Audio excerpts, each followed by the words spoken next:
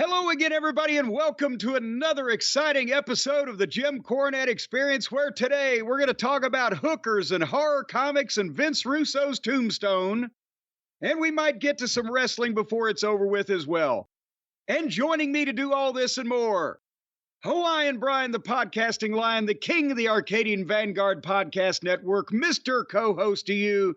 He's the William Gaines of podcasting, the great Brian Last, everybody.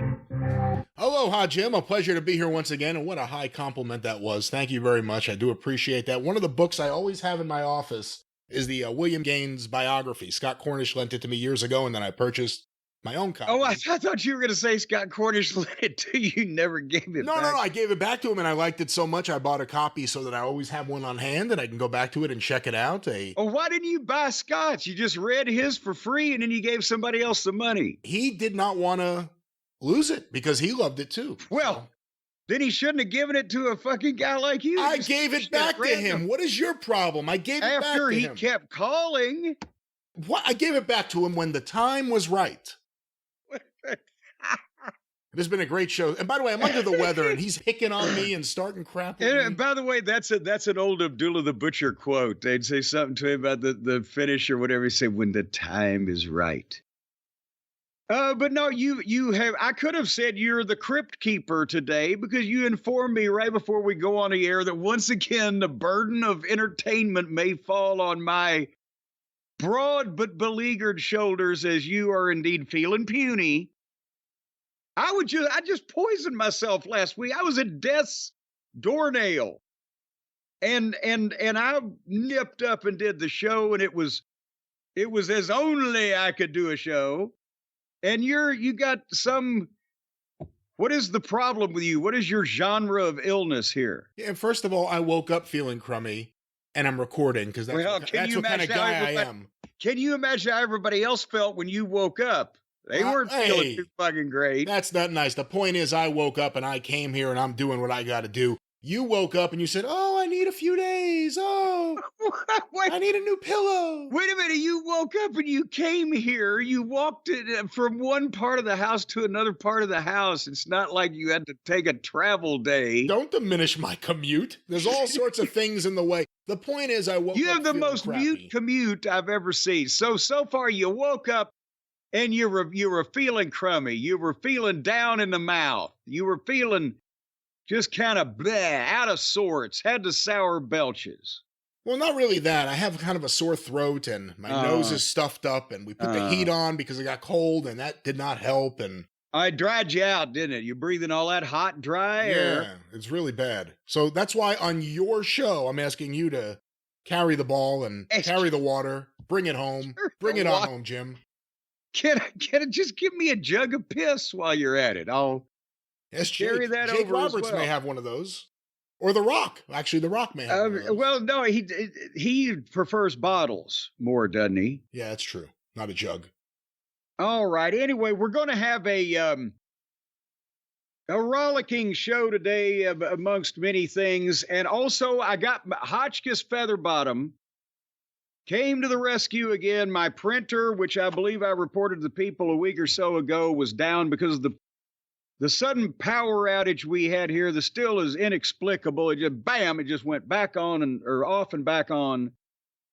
And everything was fine except the printer went into some type of somnambulistic coma.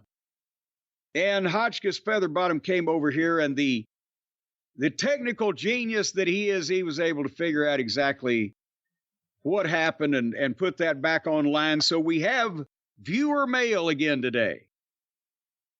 And we're going to hear from some of the cult of Cornette. What did Hotchkiss do exactly? Explain the intricate technique that he applied to fix this problem? Well, he went through a variety of screens and clicking upon things that caused more boxes to come up upon the screen of the thing. And then he reached down and he pulled this white cable out and stuck it back in again. And he said, there, it's loading. So he's a genius. He can evaluate these things and he just like wave his hand. I hope you don't lose this guy to the Geek Squad or something.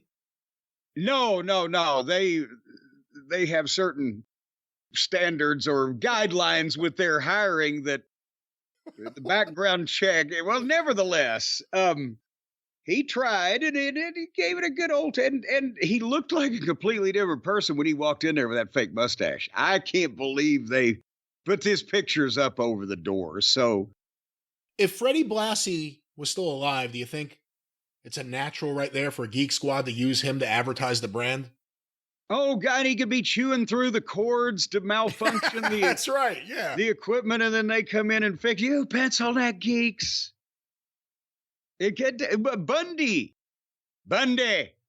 you big fat piece of shit. Bundy did a commercial for what kind of early computer thing that was happening back then. You know more about these things than I do. I forget the name of the computer because it's not one that anyone talks about today, but that was the thing he left for in what, 87, 88, 88.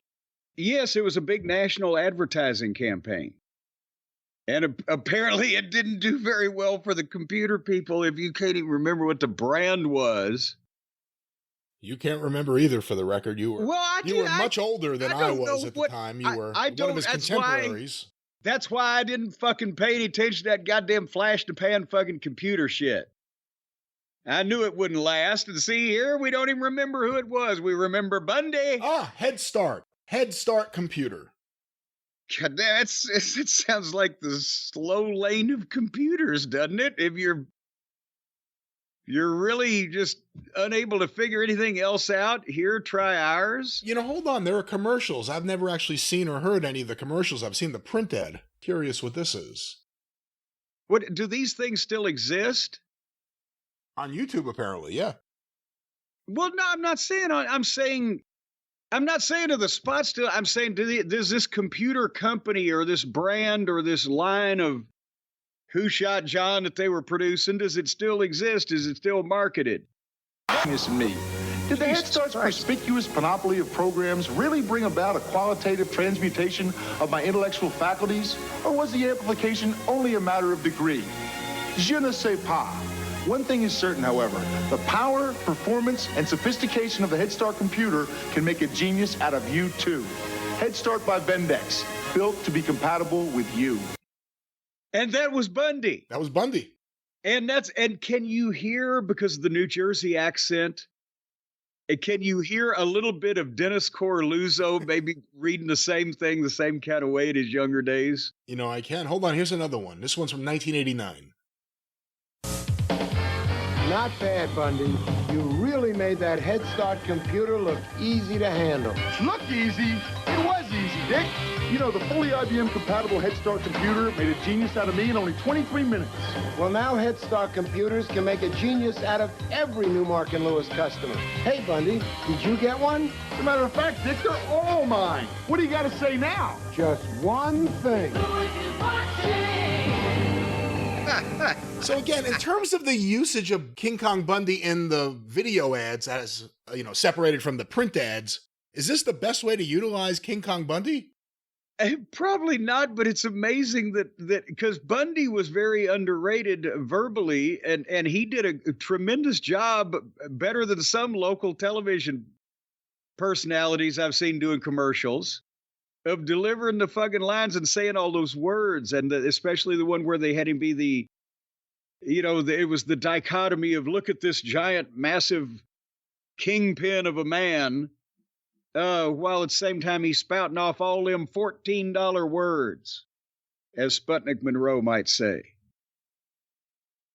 So he did a very good job verbally. Harley is over here behind my chair applauding him, as a matter of fact, if you hear that. Actually, she's scratching a place for her to lay down in the carpet. He's doing a better job verbally than we are. Well, all right. Well, anyway, you're the one playing these old advertisements. You still haven't answered my question. Does this company, what happened to these people? Could you turn on one of their computers right now and would it work? You have no answer for that. I am looking up Head Start computer. Head Start computer. That's what we want to know. We're not shamelessly promoting these products of 40 years ago. We're trying to find out what happened to a once thriving organization here. What happened to their employees? Did they all just kick them out in the street? Mom and dad just suddenly without a breadwinner in the family? And they're going penniless? The kids are not eating? There's probably some domestic abuse going on in the household because of the stress. I don't know what Is the hell this you're what talking Bundy about. wrought with his commercials? The Head Start, that's Kevin Sullivan's read. The Head Start Explorer was an inexpensive all-in-one home computer that came with a built-in graphical user interface. Graphical? Graphical, that's what it says here. GUI. The GUI was built directly into the machine's ROM. Some things to know.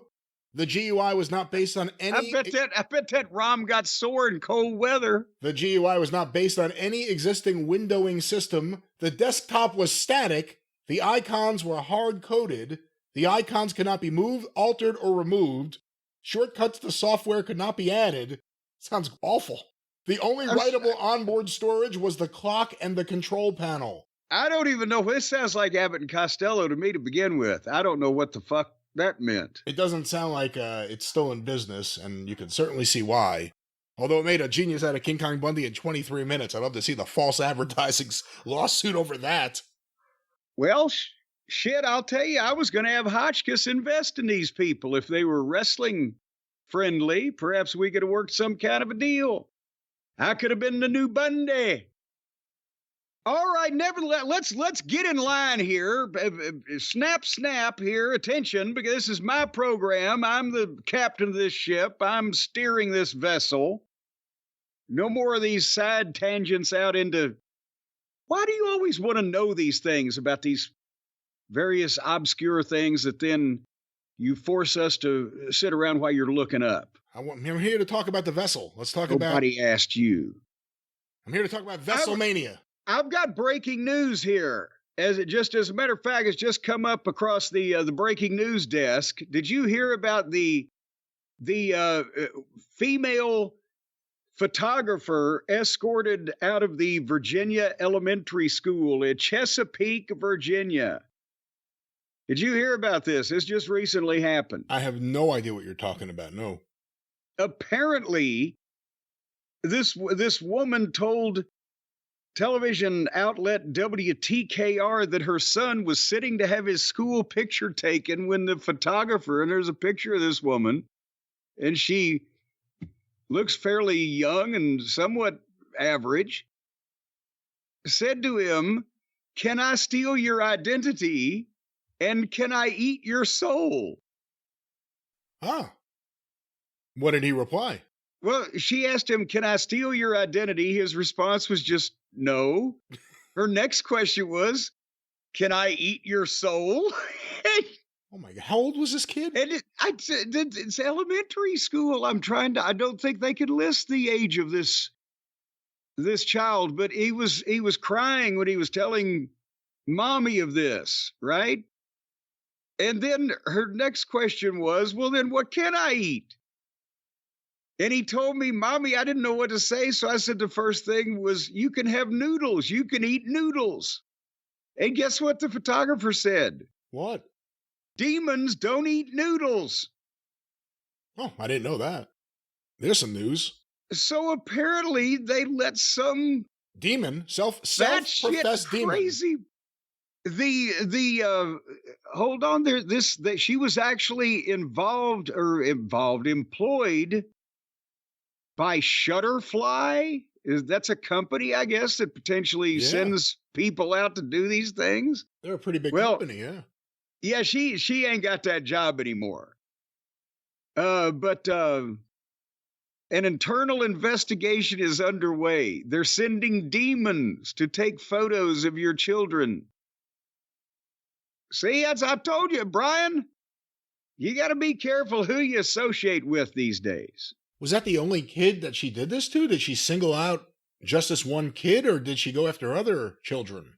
There was nobody else was quoted or commented upon. Demons don't eat noodles. Demons don't. Well, and that is kind of fairly sensible. I mean, what have you ever seen a demon say, "Can I have some ramen?" How do you think she would react if all of a sudden people start sending her lots of noodles? I think she's been off her noodle for quite some time. All right, anyway. Is her name Raka Khan? Let me love you, Raka Khan. Let me sue you, Raka Khan. Raka Khan. Anyway, let's get to the listenership here. And At first, I wanted to send a special message. I can't say shout out. I'm an adult goddamn man. I can't say. I want to send a shout out, but I want to send a special message to one of my oldest friends. And even that was unwieldily worded because it's not like she's 94 years old. It's the kind of person where I've known this person longer than I've known most people in my life, type of oldest friend. You see what I'm saying there? Yeah. Are you, did I express that adequately now? You explained it fine, yeah. All right. Well, anyway, Melody Oglesby from White Plains, Kentucky, who not only I have known since I was a teenager, but was a great friend of my mom's. And I won't tell a lady's age, but she's in my age bracket. But she used to come to the matches when I was a photographer, and my mom was at the souvenir stand and in Evansville or Madisonville, Kentucky, when we run out there. And my mom just thought the world of her. And they were friends. But when I was on the road, Melody oftentimes might come up and spend a Saturday just visiting with my mom. And we have stayed in touch, you know, on occasions or holidays or whatever. And I just wanted to say hello to Melody because she sent me a card for my birthday and said that the doctor had given her some disheartening news here over the past couple months. So we just wanted to tell her that we're thinking about her. And the cult of Cornette has pretty much healed every major illness, haven't they, known to man over the last few years with all of their generosity. So, and also the power of positive thinking. So anyway, Melody, we love you. And we've got another couple of emails. See, and she doesn't send me emails. It's written down on paper with a stamp on it, the way things are supposed to be. Anyway, and also a few listeners that we have heard from, though, as I said, by email. James from, how do you say it now? God damn it, now they're going to cross me up. Edinburgh, Scotland. Is it Edinburgh? Edinburgh? It's B-U-R-G-H, but how is this pronounced? If you pronounce it fast enough, no one will be able to tell which version you said. Well, James from Edinburgh, Scotland, wrote us a nice email. He's had some hard times going on, but our show serves as a comfort to him. They're so polite over there. Well, some of them are, in the way that they phrase it. It just serves as a comfort to me. But he claims, Brian, and we make him laugh. That's one thing. But he claims that you deserve more recognition. Now, how much more can you be recognized? Do we have to do the thing where whenever I interest you? When will that start? Whenever I introduce you, then you've got to stand up and say, acknowledge me now? I think I'm acknowledged enough. I think I get enough attention. I'm just fine with the attention I get. Well, he didn't say attention. He says recognition. Now, is that the same thing? Well, that's different than just recognize. That's recognition. You look at that person, you say, they are the best at what they do. They are great at what they do. A sexy, sexy man. A good at everything he touches, just filled with great ideas and wonderful execution. Women love him. Men want to be his friend and hang out with him. He has to kick people out of his house because no one wants to leave. Like these kind of things. But he's talking about you, not me. No, thank you for humbly mentioning that you'd feel that you're happy with the attention you get. You don't need any more recognition. You better recognize. James. I recognize James. James says, I'd love to meet you both, but... that's not happening. Yeah, that... But I wish you the best. Yes. Peace and love. Anyway, I got another email here from Alex. He's Alex from Minnesota. It took me a second to find that. And he's emailed us before, and we've read it and talked about him. But his grandmother, Linda, passed away in May, and he had a nice quote. I thought we'd read this. She was not just a grandparent, but a best friend who looked out for me, always knew how to put a smile on my face and make me laugh, all while keeping a smile on her face while on chemo treatments and parenting 2 special needs children. She was and always will be a strong woman who persevered through challenges in life, and I love her and miss her greatly. But then that goes for Alex's parents, Paul and Randy, too, and his friend Andrew from England. Do we know Andrew from England? Did Andrew die too? Is this just I lost track of what happened? No. It was a tribute to his grandmother, then all of a sudden it was a bunch of other people. Was there an accident? No. Was it a boat? It was a bus. That fucking guardrail hadn't been inspected by the state. I don't know how long. No, Alex's parents, Paul and Randy, and friend Andrew from England have been getting him through the tough times lately, along with us and our programming. Apparently now that may have come to an end. I'm glad they're still here. Otherwise, the times would really be tough. But sounds like you have a good support system and an awful podcast to listen to. Well, Alex, we're sorry for a number of things. And Dan from Alberta, Canada. Unfortunately, his mother passed away a couple weeks ago, and he said, obviously it's been a very tough week for me, and thank you guys for the laughs and helping me keep somewhat of a routine while he's, planning the funeral arrangements. But he says, I thought you might be interested in hearing about this. I don't know whether you deserve it or not now. He says, when Brian announced the passing of his father, he mentioned the charity Locks of Love. And I'm proud to say I'm about 4 inches away from being able to donate enough hair for Locks of Love to make a wig. What do you think about that? That's beautiful. That's a wonderful thing. That's a wonderful thing. 4 inches away. I was once 4 inches away from getting to love Goldilocks. Goldilocks. That's a whole completely different. Who's Goldilocks? And the 3 bears. You've never heard of Goldilocks? I thought you were talking about an actual person, not the actual story. I thought you were talking about a person and you were making some kind of weird sexual innuendo that I should understand and get the reference to. I was making a weird sexual innuendo that you should have understood, but I didn't know that there was any debate as to who Goldilocks was, the fucking bitch that was bothering the 3 bears, breaking in their homes, stealing their food, and doing who knows what in their bed. I don't know. You could have said, she was an outlaw girl that worked for, Wild West Wrestling. I don't know. But Dan, thank you, Dan. Yeah. And thank you, Alex, and thank you, James. And Melody. Well, and also, and thank you for the melody. John from Minnesota sends us an email. Now, this is on something that we have talked about here recently on the picking up the early, not cell phone calls, but cordless home phone calls on the radio and etc. Right? You remember we had a discussion about that. Yeah, and there's a couple of clips on YouTube about party lines, I think. Jim Cornette on party lines. On party. No, we did. That was Tessa Blanchard. No, she's a fine young lady, and I understand that she has regular bowel movements. But she likes to party all the time. I used to sing that to Harley someday. She likes to party all the time. She likes to party.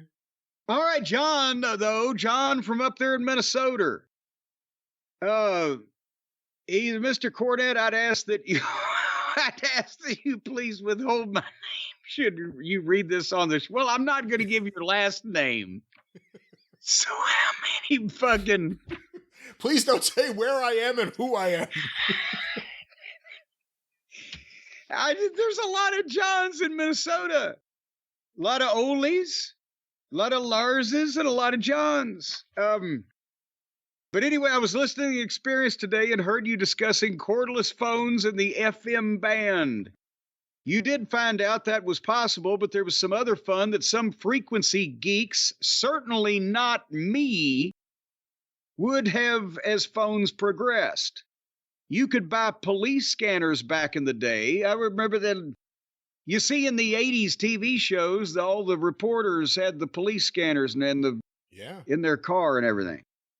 You could buy police scanners back in the day. If the frequency went high enough, you could get on the cordless phone band and hear calls.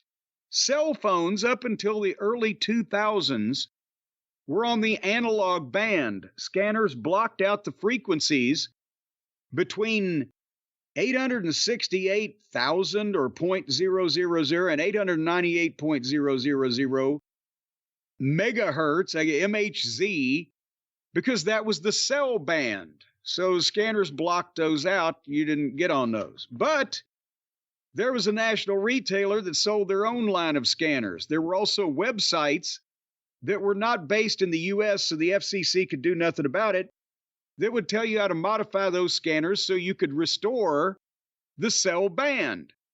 Sometimes it was as easy as pushing buttons. Other scanners required solder and pliers to modify the motherboards. I certainly did not ever attempt anything like this. You also had to have a scanner that was made before July of 1994, and it had to scan up to 900 megahertz, I guess. So he goes on to say, a guy who was certainly not me could buy the scanners online, modify them, and resell them for 4 times what we paid. Yes, you mostly heard go get bread and milk from the store when you listened, but maybe once a month you would hear something that would perk your ears up. Nowadays, it's no fun. Digital phones and no one has landlines anymore. It was a great way for a poor college kid, certainly not me, to make some money. And now he goes on, I'll leave out the last line where he says now with the very large holdings that he owns in a certain genre of business that he should probably not be spreading these things about someone, certainly not him, breaking Federal Communications Commission regulations. But that's John. A lot of them out there. There's one on every block from Minnesota. It's a big state. That certainly can't prove anything by anybody. A lot of Johns out there, and of course, there's going to be a lot more because now with Puff Daddy being arrested, a lot of these Johns aren't going to get work. Thank you. You did say you're feeling sick. Thank you. Are you possibly feverish, or is that a low blood pressure will cause you to come up with that one? My bad joke was better than this Radio Shack segment. What the hell is this? Oh no, I'm on line at Radio Shack. That's very interesting. That you could do those things back, and that's why that Mama Cornette would not have trusted a lot of this modern communication. She said, "Well, this doesn't seem to be private." Who was the first person you knew that had a car? Yeah, I guess that's what you said. A phone in the car it was back then. Yes, hence car phone, because that's where you put it, was in your car. The first one that I ever saw was somewhere when the Midnight Express and I rented a goddamn car when we were on the road with Crockett and or TBS. And no, you know what? I tell a lie. Flair had one, I think, in that. I don't know. It was close, but who's going to have a phone in their fucking car in 1985 that I'm going to be hanging out with? Wrestling promoter. Did Watts have one? When you ran over his car.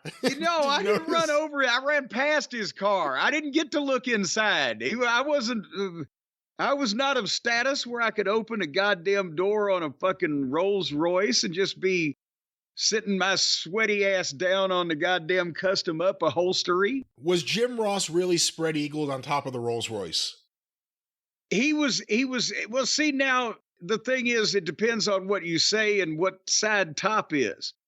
Because he was spread-eagled, because I remember his stance was, he had a wide stance with his feet apart, but he was waving his hands in the air in a manner of like he was trying to fucking stop an airplane on a fucking tarmac. And he's like, get away from the car. And he's standing in front of it, but he wasn't spread eagled on top of it because hence then he wouldn't have been able to get up on top of the thing. So he was spread eagled in front of it. That was the part of the story I always found the funniest. The idea he was trying to save the car by being on top of it.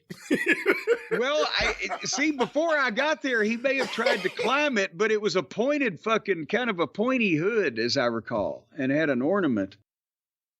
Nevertheless, I got a couple of mentions also. My birthday was not too long ago. Remember? See, I told you we're catching up with the viewers. The cult of Cornette out there come first today. This fucking wrestling. We can do that later on. I got a bunch of birthday cards from everybody, cards and letters, as they say. And I wanted to recognize a few other people. I mentioned a few things I got early a couple weeks ago, but Boo from Altoona sent me a Wendy's gift card.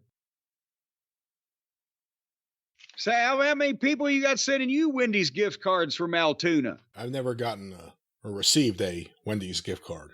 Well, say if you'd modify your behavior, your chances would go up. They got to bring back the grilled chicken sandwich. That was the best thing on their menu, and they got rid of it.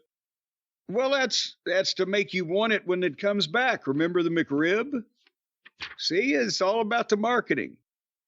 Joni Aries, the Queen of Cakes, as usual, but also sent me another fine album from her father's collection, album in LP album type for you kids out there.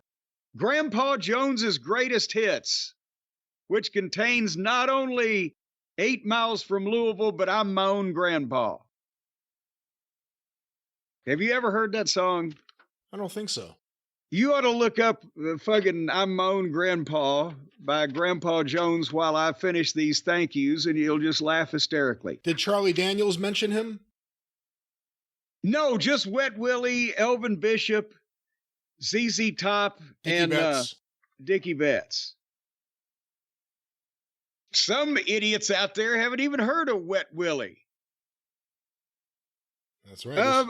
This episode may feel like a Wet Willie at this point. Yes, Mark Cole sent me a copy of Bobby Sherman Comics #1. Bobby Sherman? The Charlton publication. When we talk about the teen idols. Yeah. Well, he sent me a copy of Bobby Sherman Comics #1. How many issues did they do? Bobby Sherman had like a little bit of a run, from like the late 60s into the early 70s, and he gave up his career? Well, I don't know. It's not my week to watch him, but I don't know what happened to his career, but I know that I've got his comic book #1. I don't know if there was even #2, but it was a curiosity he thought he would send along. He was like a teen idol. Did he fight crime? What's going on in the comic book? No, it's him on the cover with his blue jeans on and his shirt and his hands in his pockets and his hair is tousled.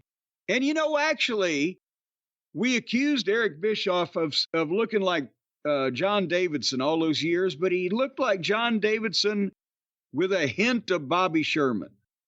That was the thing that always got me. For years, people would say, Eric Bischoff looks like a game show host. No, he looked like one specific game show host, John Davidson. That's it.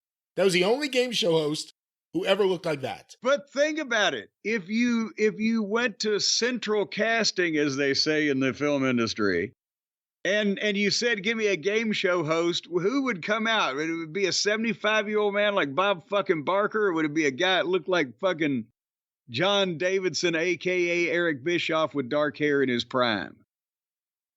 That's the classic. That's the stereotype. See, that no wonder Bischoff is disgruntled. He was stereotyped all those years. What do you think of Gene Rayburn? I used to, when I was a kid, I thought his name was Gene Rugburn. But I always wondered why he had the long thing with the the long mic with the little dot on top of it. It looked like some type of doctor's probing apparatus that. Yes, certain guys had their mic style, the microphone they like. Gene Rayburn had that. Bob Barker had a very unique microphone that no one else uses. See, if Saturday Night Live had been around like 5 years earlier, they would have had a regular segment with Dan Aykroyd being Gene Rayburn turning around with a 3-foot-long fucking razor-sharp rapier, microphone that was stabbing people and putting their eyes out. Anyway, you're elongating my thank yous. This was just going to be brief until you got involved. Because the next thing I'm very proud of, and I'm going to put on my desk, Brian from Reno, Nevada, has access to a 3D printer. Have you seen that? I never even knew what a fucking 3D printer. How the fuck does that work? They're making a goddamn 3D Xerox copy, like the old 3D comics. I got to put the glasses on. I didn't know what the fuck it was. The kids, folks, the kids out there are making things out of plastic. I guess it's plastic, Brian, right? It's a lightweight material. You know, I'm not exactly sure. I would think it is. I have some stuff that's been 3D printed here. It's plastic-ish. But yet you can make any shape or any design or, you know, any little thing that your heart desires, I guess, somehow. And then you can paint it different color. It's like making your own model kit instead of putting it together for people who are of adult age and who, like me, had no idea what the fuck this was. Anyway, guess what he sent me? This is a white plastic urinal, just like you'd see on the wall in the bathroom in the men's room. A urinal with a plumbing connection on top and the flusher thing and everything that he's painted silver, and is very wonderful detailed work. It looks just like a flusher. And on the back of the inside of the urinal, in raised lettering, painted in a bold black lettering, here lies in italics, Vince Shitstain Russo. Huh. Rot in pieces, bro. It is Vince Russo's tombstone and it even has, that's the hanger apparatus where I can hang it right here above my desk on the wall. And it's even got a little place where a little bitty person could piss right into the urinal in the bottom, and it would fill up. It's amazing. It's a wonderful tribute to a toileting grate. So I'm trying to a toileting grate. A toileting grate. Anyway, and also, hold on, I got to reach this. Oh, God damn it. My arms aren't long enough. You're going to love this, Brian. The book from Dan Rhino in St. Louis. I've mentioned him before. He of the Emo's Pizza Sauce and etc. he sent me in the past. Guess what the title of this book that he sent me by Ken Zimmerman Jr. is? I know that name. I should know what the book is. Tell me what the book is. Gotch versus Hackenschmidt. That's right. Yeah, I do have that book. You have this book? Yeah. With all due respect, and I have not even had time to begin reading. Is that the book with the worst type ever? Well, I was about to say, I just went to the post office, picked it up, and I want to thank Dan, and I'm not disparaging the book in any way. I know that probably Doubleday or Simon & Schuster is probably already filled up with books on Gotch versus Hackenschmidt, but this is a self-published book in the most apparent of ways. But I'm sure it's a very informative book that I thought I was going to surprise you on. You already got it. Meh. Yeah, disappointed. It's hard to read a book when it looks like shit. I mean, I don't even know if the guy did good research or not. See, that reflects on Dan now. It doesn't reflect on Dan at all. He did a nice thing. Now, Ken Zimmerman, he's got something to answer to. Well, I think what he's done is he's basically typed up a book report on what they had in the newspapers at the time on this situation, which I think is a nice, handy little tome here to have all of that stuff in one little manuscript here. But it's hardcover. Did you get a hardcover? No, I got a soft cover, I think. See, I got a hardcover. That makes it worse. I've never seen a hardcover where, and one of the people, I've never seen a hardcover self-published book like this, and one of the two people that it's about, his name is misspelled on the back cover of the book. George has no E. But otherwise, but thank you, Dan. And here's where I was going with this. John from Rhode Island sent me an entire box, a stack of horror comic reprints. Hold on here one second. I'm trying to reach over and get this stuff. Listen to this. Boom. And here's another, and here's a stack of boom. Vault of Horror #1. Shock Suspense Stories, #1 magazine-sized reprint books. Obviously, they're not, he didn't send me, original EC Comics rarities in the mail, but like a Haunt of Fear reprint, and then several other comic-sized reprints, Tales from the Crypt, the same title, hold on here, where am I looking at it? Where is I going to find it here? The Night of the Living Dead 25th Anniversary Tribute of magazine. So that would be 1993. And a cool, oversized magazine size Stephen King's Creep Show illustrated magazine, etc. Several Monsters Attack titles, and A Nightmare on Elm Street. So anyway, can you imagine the generosity and the fact that now that he is sucked up to that extent, he's got a package coming from me? Oh, because even I couldn't.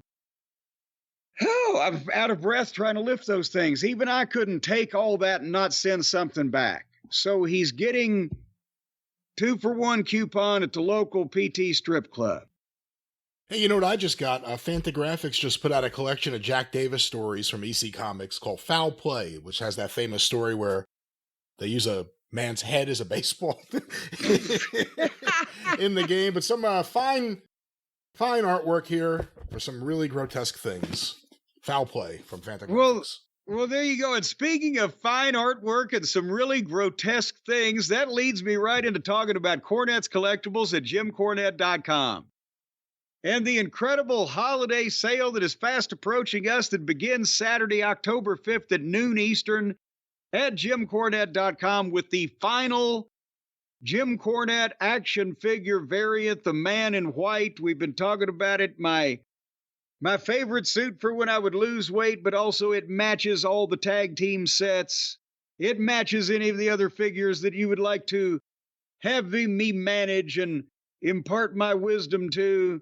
You can customize it to any, because we couldn't keep making these forever. So now it's yours. Paint it at whatever color you want me to be. And as a thank you for supporting all the different variants and deviants over the years, this one, if you buy any Midnight Express or Heavenly Bodies tag team set, you can get it half price, only $24.95 and autographed.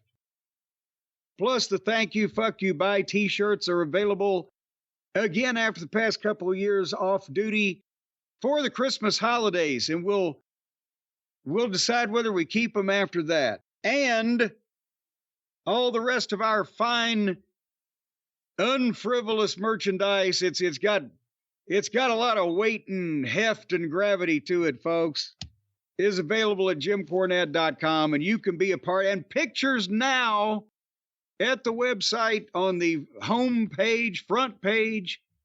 What do they call it, Brian? The homepage. Page 6. Hotchkiss wanted to do, what was it, the page 2 girl in England? He wanted to have various pictures of me topless on page 2. But I said, just stick to the front page. But anyway, you can see all that right now. And that's a public service announcement for Cornette's Collectibles. All right. I've actually got a letter here, Brian, and this is not an email. I got this in the mail along with a package for my birthday. I told you before we went on the air I was going to read something to you. You at first weren't going to believe, because when I first got this, I read like about to the second sentence. I said, oh, okay, bullshit. And then I got a little bit further and realized that it also, besides the fact that of this letter, he had sent pages of documentation of here's the YouTube links and him being interviewed about these various topics, or even with a pictured with these people, or the documentation, right? So as preposterous as all this shit sounds that I'm about to say to you, it's actually legitimate. So I don't want anybody to think that this is a made up comedy bit somehow on the program. But Brian, would you like to hear the email? Richard Hunter from, well, fuck, I forgot. His home is not on here. I assume he's from out in Nevada, as you'll get when we read the email or the letter. But Richard Hunter, would you like to hear what Richard has to say? Of course, this is going so well. Well, you know, you don't need to be snide just because you're goddamn feeling puny today. As a loyal listener, see, you're already insulting the listeners. I want you to know that I'm always amused when you and Brian reference an infamous moment in prostitution history that I have a direct connection to. Well, already it's starting in a way I did not expect. Well, sometimes we talk about things that's going on in the news, Brian, right? I didn't realize we were referencing infamous moments in prostitution history. No. Well, he goes on to say, I was the manager of the Love Ranch in Nevada when Lamar Odom OD'd there, and I was the one who called 911 and gave him CPR until paramedics arrived. This is verifiable by Googling my name and his together, and I did, and it is. As I subsequently had my face plastered on every media outlet from Good Morning America to Nancy Grace for about 2 weeks. I even had someone portray me in a crime scene reenactment as the concerned whorehouse proprietor who found a 6 foot... Oh.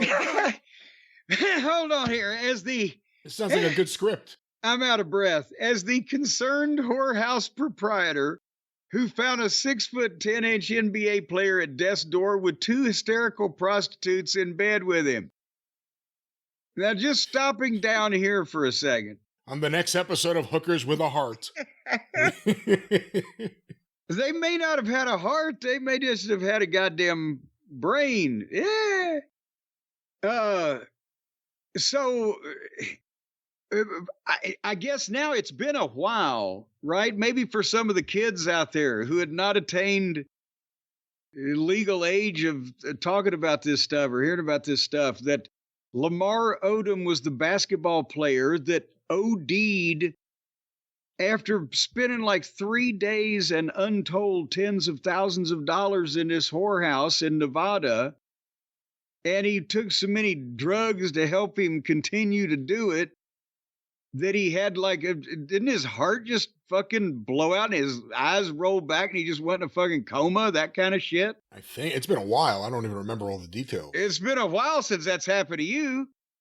And yes, and he was married to, and he was in the hospital like for potentially weeks, as I recall. That this was some process where he was like, baseball been very good to me, because he was fucked up.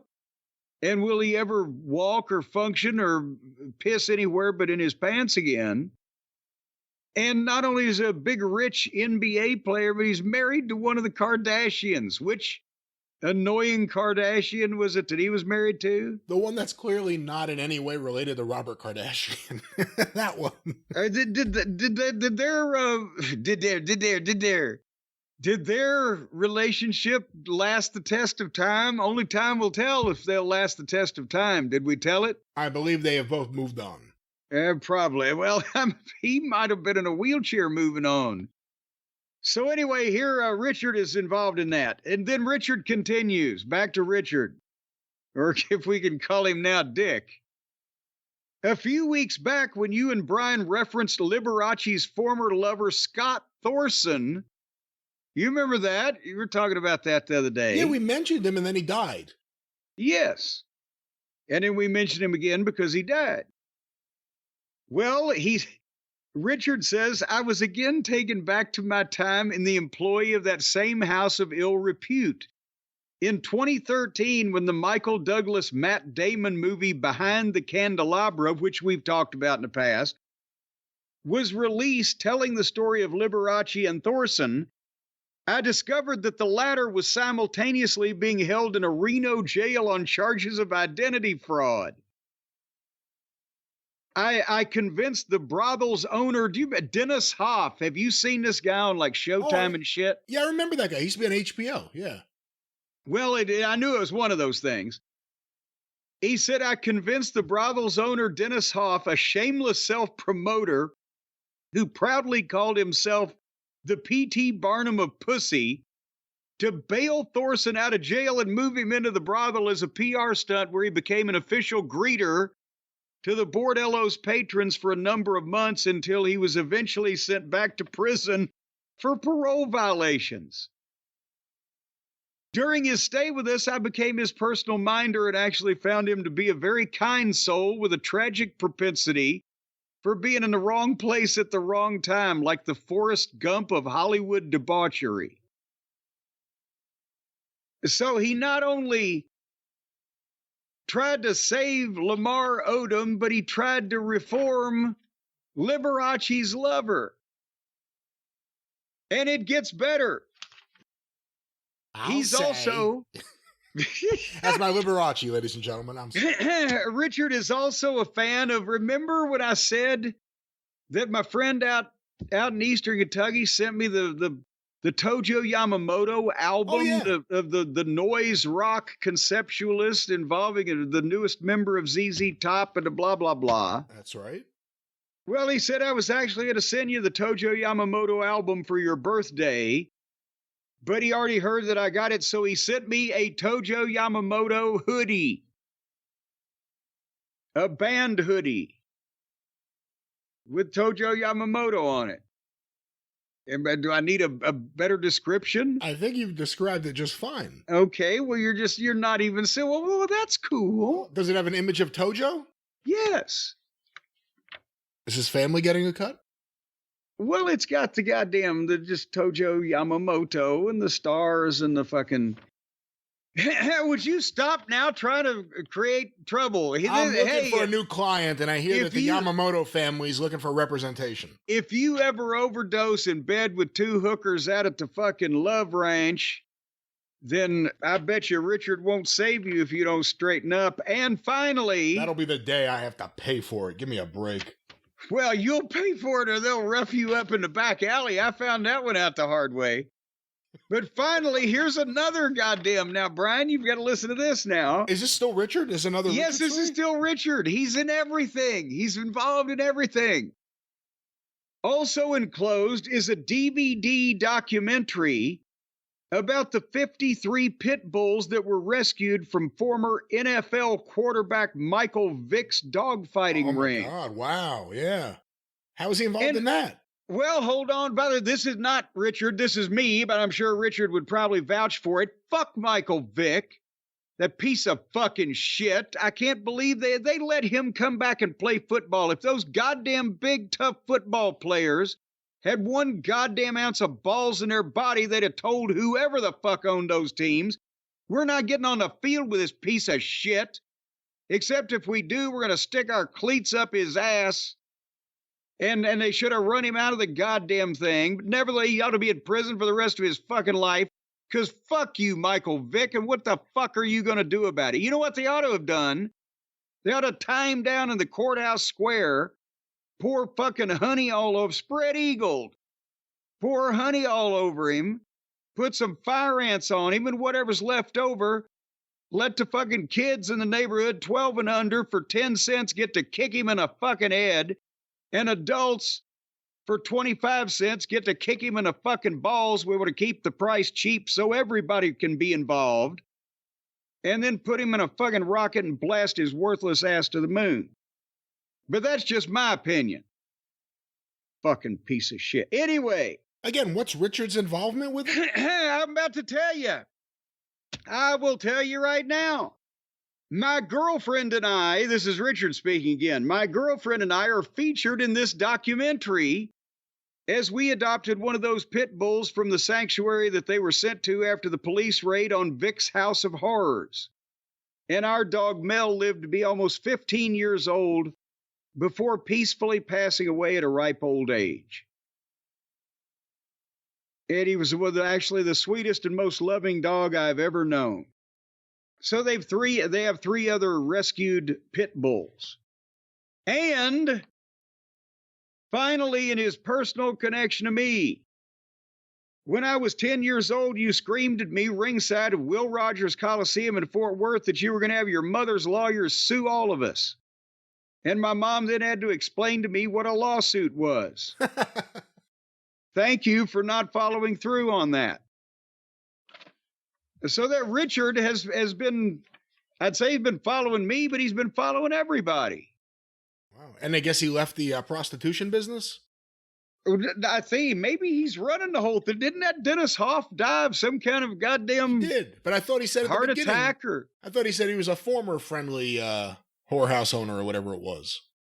well, that's what, sometimes you have to say, Brian. But anyway, wink, wink. Thank you, Richard. Well, I'll tell you, here's the thing with Lamar fucking Odom.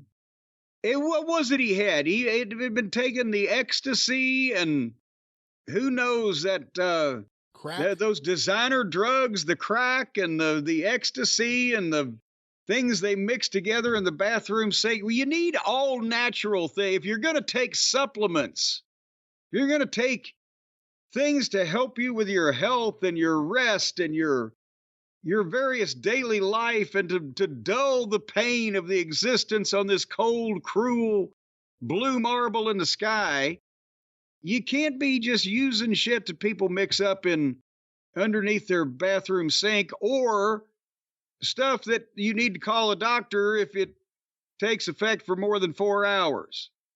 And you can't use that for 4 days straight. See, you need to be straight with this stuff. Clean, pure, high-quality ingredients, no fluff, no fillers. And the first thing that I think of when I hear that, Brian, is our friends at CB Distillery. That's right. Well, I'm glad you agree with me. Because they have targeted formulations made from the highest quality clean ingredients, pure, effective CBD solutions designed to help support your health. Well, not your health specifically, Brian, but the royal you, all of your healthuses out there. What? Would it be yours health, your healthuses? All the lovely people of the world. How would you say that and bring them all in? I don't know if there's a way to say, because I don't even know what the hell you're trying to say. They're the health of all designed the to help people? support all your healths out there. All the health of all the people? All the health of all the people. Well, there you go. That's why I was asking. And see, that's why you went to school. That's why I have you here. I went to community college for 2 years. Well, they taught you something. When I was in school, the teacher said I was the most brilliant student she ever had. Really? Her exact words were, "I can't teach you anything." But folks, they teach you in non-clinical surveys that when you go to CB Distillery and you get some of their fine, clean ingredients, that 81% of their customers experience more calm, you're peaceful, you're serene. It's like you're David Carradine in Kung Fu, not in the closet. 80% said CBD helped them with pain after physical activity. Let's say every time you walk down the street, people are just kicking the shit out of you. Well, if you take a couple of these, it won't hurt so bad. And 90% said they sleep better with CBD products from cbdistillery.com. And if 90% of the people say it, then it must be true, and the other 10% are lying, right? No, I mean, different people have different thoughts, different opinions. That's one of the great things about civilization. Well, once you start taking the CBD, everyone's thoughts will be the same, and every pattern will be the same, and every routine will be the same. None of this, that's not how it works. Soon the Romulans. But right now, there's 2 million customers, so we need many more to achieve complete dominance. And a solid 100% money-back guarantee is backing these fine formulations, folks. If you want to just calm down, lay down, and shut up, then this is the product for you. CBDistillery.com. The code is JCE to get 20% off whatever the heck it is you want to get from their website. CBDistillery.com. Use the code JCE for 20% off the fine products. And then maybe you'll get to be in a non-clinical survey. And you'll have that to put on your resume. You don't have to worry about being asked to be a part of any survey. That way. No, don't worry about how you start. Worry about how you finish your day after a rough start, or maybe just a day where you need to relax. You need your body to relax. CB Distillery's there for you. Tell them how to get there, Jim. Yes, CBDistillery.com. The promo code is JCE. And then, as I mentioned before, if you're lucky enough to be called upon for your opinion to mean something in the world, maybe you can be a part of one of our fine, high-quality, non-clinical surveys. Where do you think we're getting these numbers? Just pulling them out of our ass? I wasn't sure. You got to be an important son of a bitch for CB Distillery to trust you. But, folks, you can trust them, so go to sleep, quit hurting, and calm the fuck down. CBDistillery.com, promo code JCE. All right, Brian, well, nobody's going to get a good amount of sleep, and nobody's going to be calm until we answer the most pressing question on the minds of everybody today around the wrestling world, the hot issue that everybody's talking about it. Who's Danny Garcia going to sign with? Well, Daniel Garcia, to be clear, Danny Garcia is the gigantic wife or ex-wife of The Rock, not the AEW wrestler. Well, if you're friends with him, do you have to call him Daniel? Can you maybe Dan? Maybe. I don't know. Hey, maybe Big D. You doesn't got to call him Daniel. This is a story because we've been talking about the idea that WWE, I guess they went and made a play for Swerve, and Swerve signed a renewal with AEW that was for an amount that WWE was shocked by. The thought was that the same thing is going to happen with Daniel Garcia. And now there's a headline, and a bunch of the listeners have been sending this over this morning from the Wrestling Observer newsletter website by Ian Carey. AEW less confident Daniel Garcia will resign. Ooh. If I go to the article here, AEW is not as confident as they once were that Daniel Garcia will re-sign with the company. Always repeat the headline as the first sentence, I guess. Last month, it was reported that while Garcia and AEW had not come to terms on a new deal, the promotion believed he was most likely staying. However, our own Dave Meltzer noted on last night's Wrestling Observer Radio, I'm glad they claim him. Noted on last night's Wrestling Observer Radio that AEW is no longer as certain as they once were. Why don't we stop there for a second? Again, Daniel Garcia's contract's coming out. What was the last time we saw him when he wrestled MJF at the pay-per-view? Well, that's right. Where is Danny? He hasn't been on TV. He laid out MJF bad enough that MJF is selling injuries and is off television. And now Danny Garcia hurt MJF so bad Danny Garcia is selling the injuries and he's off television. So I don't understand.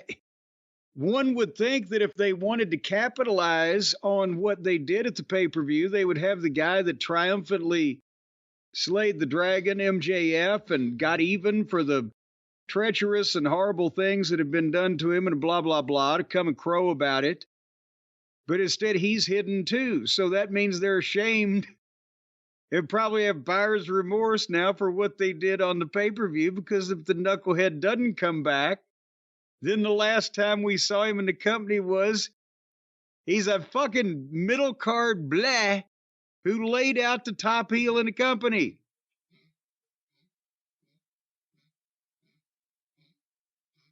Harley has an allergy, by the way, for those that might be listening in. So how does that make sense, Brian? That they would have both of them off television, and why, if you didn't know that this guy was coming back, would you have him lay out the top guy in the company? Well, let's see if this explains that. Here's a quote from Dave Meltzer. As far as what's going to happen with him, I would say this. I would say that the almost surety or the strong confidence that he was signing, I wouldn't say it's as strong, but I wouldn't say that he's leaving either. But it may not be as strong as it was a month ago. He may leave. What? I don't know what I just read. Was that? That's a quote, right? As far as what's going to happen with him, I would say this. All right, so this is what he's saying. I would say that the almost surety or the strong confidence that he was signing, I wouldn't say it's as strong, but I wouldn't say that he's leaving either. But it's not as strong as it was a month ago. He may leave. Are these lyrics on like another level? That I think yes. I think he's singing from both sides of the relationship. I do believe it's not as strong as it was last month. Whoa, whoa, whoa. Whoa, whoa, whoa. He may stay. He may leave. Meltzer. Thank you. I must be going. Might be the new theme song they play on Saturday nights. Meltzer continued to say that Garcia not being on AEW programming of late is due to his not having re-signed. Meltzer says Tony Khan is often hesitant to put talent on AEW programming if he feels they are likely going to leave the company when their contracts are up. What? Hence Miro in Bulgaria for 5 years. They will send him to the Russian front. Here's a quote from Dave. If they believe somebody's not going to sign, and that's why a lot of guys that you see or don't see, there's a reason that you don't see, because the belief is when their contract is up, they're going to go. And if that's the case, Tony's just not going to put them on TV. He could go in there and job them, but some of them complain. But some of them complain? But some of them complain. Oh, my God. He just didn't want to put them on TV in a lot of cases. I think we've seen that. And with that, we want to say hello to Ricky Starks out there in Texas. We hope you're doing well. We hope to see you soon. Is he the one of the sick and shut-ins that listens to our program? And oh, okay, but back up. Back the fuck up a second. How long before the end of your contract? I could understand. Yeah, the fuck, he's checked out. He's 6 weeks, his contract is up, whatever the fuck him. We don't need him anyway, put so-and-so or whatever. But a year and a fucking half? When we don't see some of these, there are plenty of people that we don't see for a year and a half, and then they come back. And they're back for a while. And then they go away. So you can't really tell, but how long before these alleged people's contracts are up does he just say, oh, just go home and I'll mail you a check every week? Because a lot of these people are gone for a long fucking time. So then is that... That's the move. That's the thing now. That's the move. Yeah, if you sign for 3 years, is it going to be that you only have to work the first 2? And then just let them know, fuck it, I ain't happy. And you get the extra year as a bonus. Listen, I'm a wrestler. My family want to spend time with me. Day 1, I announce I'm signing with WWE in 3 years. And then I go home. And then when he brings me in, I tell him that I complain about the booking and I complain about who he wants me to job to. And then he sends me home and pays me more. This is the wrestler's dream. Garcia, who turned 26 last week, debuted in AEW on an episode of Dark in September 2020. AEW announced he signed a full-time deal in October 2021. Garcia is a former Ring of Honor Pure Champion and the current Pro Wrestling Guerrilla World Champion. But only in the orangutan division.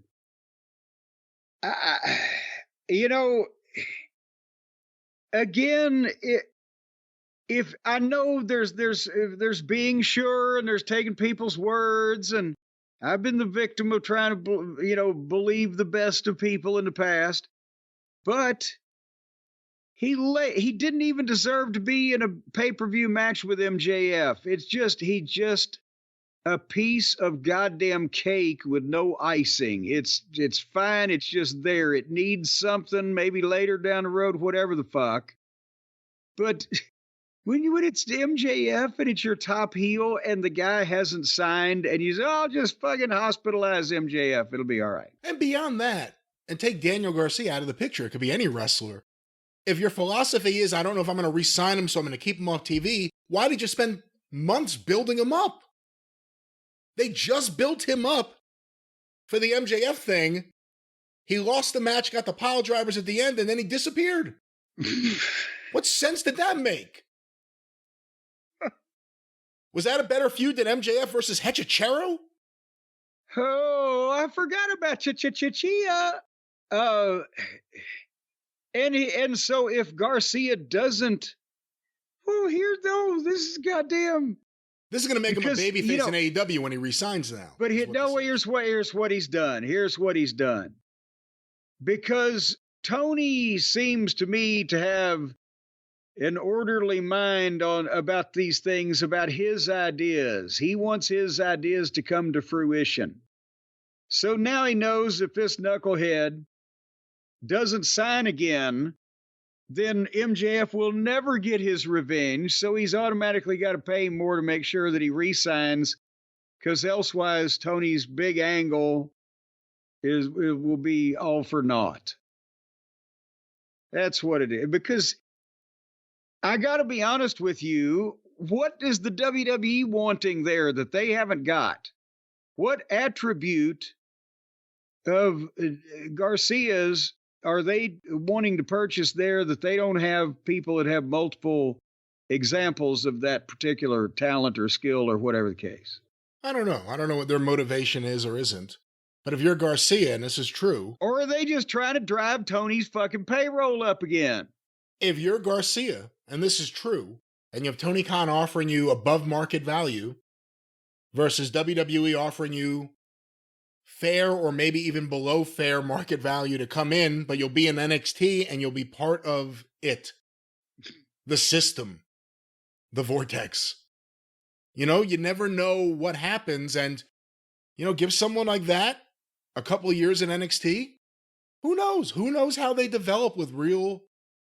I'm not even going to get into his initial training. He's been in AEW for a few years.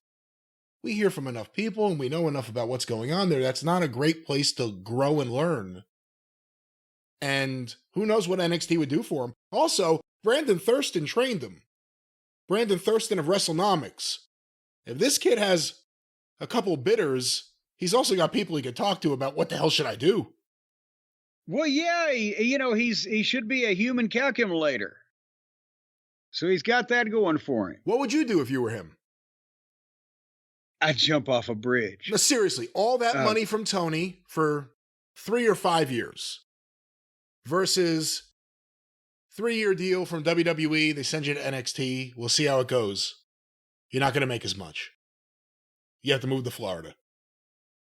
From what I've seen of Mr. Garcia, if I was Mr. Garcia, I'd take Tony's money. If Garcia in 5 years is a big star, and I'm not talking about if Tony's still around, I'm talking about as a big star in this business, probably in the WWE to be a big star in this business, then you can play me the tape of those words and I'll cut up the tape and eat it on the air. Yeah, I don't know if that would benefit anyone.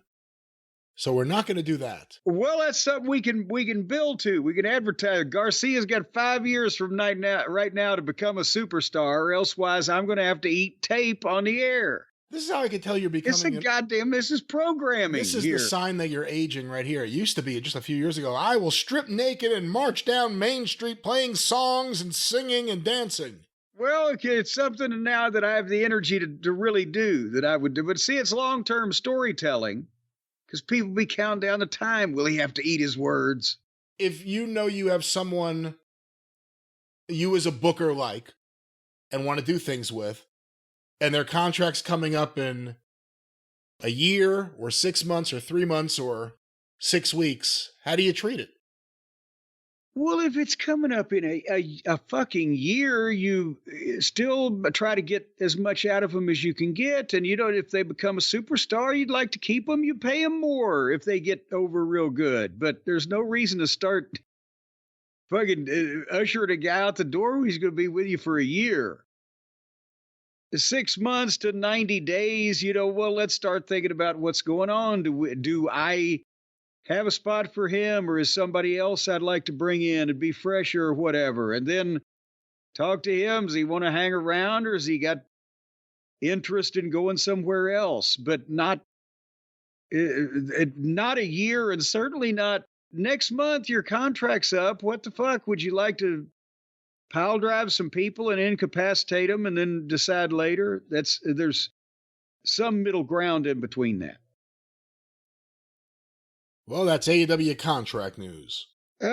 Speaking of, and Dave Meltzer turning into Captain Beefheart. What is it? God damn it. It's just, I used to think, and there was, I'll just make this brief comment. There was some element of, I know he's just rushing to type some things, right? You could overlook that, but now it's like, how does he think that way and come out the other end of it? And speaking of coming out the other end, that's a good transition. The Vince McMahon Netflix thing, by the time the people hear this, will have been flung upon the world, but it's still 36 hours away from us. So we are going to be trying to cover this whole thing on the drive-through. 6 hours of Vince McMahon's life. We may all go to hell just for watching it, right? But that's your program, so you're cracking the whip on me. I can't wait to watch this. I think it's going to be a big thing. And of course, now here ahead of it, a day ahead of it, 2 days ahead of it, Vince McMahon issuing a statement preemptively. He's already trying to temper expectations, right? And I believe last week, Janelle Grant's attorneys held a very short press conference just saying that, her case is real and whatever the producers do here. I think, at least initially, there's distrust on one side, and now it appears the distrust with the producers is coming from Vince. Let me pull up the quote here. Any comments or thoughts on that? Well, yeah, because I said the statement that Grant's people sounds like we're talking about Appomattox. That Grant's attorneys put out was just kind of, hey, heads up, remember this is still an ongoing thing, and we don't know how this Netflix thing is going to turn out, or, whatever, just stating their position.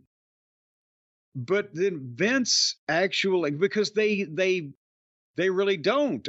They have no reason to have discovery over anything related to that, because Vince never spoke to him after this allegation in Janelle Grant was made public. So they're in the dark, like a lot of people are that haven't actually seen the thing yet.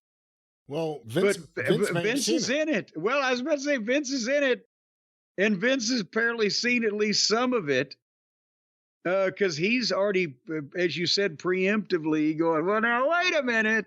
Go ahead. And actually, it should be noted, because that happened before this, Dave Meltzer is saying that Vince attempted to purchase the film back from Netflix, which is something Oprah Winfrey just did. I think it was Apple, did a documentary about her. She hated the way it turned out, bought it back, suppressed it. And Vince made an attempt. Oh shit, I agreed to this. It's all gone to hell in a handbasket. I'm going to buy it back. And they wouldn't sell it back to him. And then according to Dave Meltzer, Vince tried to get Ari Emanuel to do something about it, and nothing was done. Well, for Vince to actually go to a big brother, that's very unusual. And now one thing that I have been reliably informed on is that Vince did indeed sit down for this. You've seen him in the trailer. He did speak to these people, and he was in support of, or had people close to him support the thing until for not even Janelle Grant, but just the first allegation or revealment of an NDA for the payments made for improper things with women. Whoever that first one was, my God, it's been so long ago, Brian. But that was when he stopped talking to these people, and I would assume the people that he would have, given the okay to talk to, they stopped talking to him. So they don't have any footage of him talking about the last couple of years, but that doesn't mean they're not going to be covering it, because they can't just leave it to a graphic at the end of the screen at the end of, episode 6. That's probably why it's taken so long from the time that we heard it was going to be coming out till it actually is out, because they found out they had a lot more fish to fry, so to speak. And again, we're thinking about just Janelle Grant. The Rita Chatterton thing led to him paying her millions of dollars for it to go away. So now that happened after the production, there's something that I think happened in 86 or 87 that if they're telling the story in order, there'll be some reference there. We don't know. But here's the statement Vince McMahon released on Twitter. Now you're going to hurt yourself. I'm sorry, I was just preparing myself. That's what Janelle said. You're going to hurt yourself. Oh, come on. Will you be nice? What the hell kind of comment is that? Let's get to this statement here. That didn't mean she was out of shape. I don't regret participating in this Netflix documentary. The producers had an opportunity to tell an objective story about my life and the incredible business I built, which were equally filled with excitement, drama, fun, and a fair amount of controversy and life lessons. Unfortunately, based on an early partial cut I've seen, this doc falls short and takes the predictable path of conflating the Mr. McMahon character with my true self, Vince. The title and promos alone make that evident. A lot has been misrepresented or left out entirely in an effort to leave viewers intentionally confused. The producers used typical editing tricks with out-of-context footage and dated sound bites, etc., to distort the viewer's perception and support a deceptive narrative.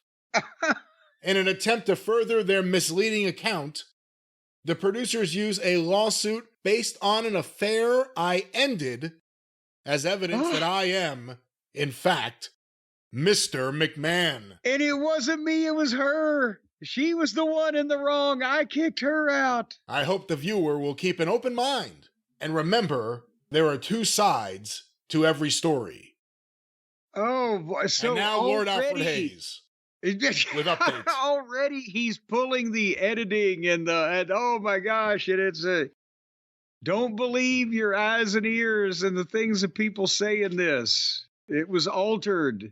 Are you surprised that we're getting it here just a couple days out? I mean, this is something, when pushed against the wall, he's taken to the air in the past, whether it was the steroid thing, whether it was right as it was starting up and then when he won the trial, or with the attacks on the content being Russoific and everything kind of degenerating into the late 90s period of just no class anywhere in society. He went to the airwaves and he explained that, we're not going to be old fashioned. We're going to take a new approach. And, this is something he tends to do. Are you surprised that there's no video statement? Well, probably not. But are you surprised the only statement is right now, 2 days out?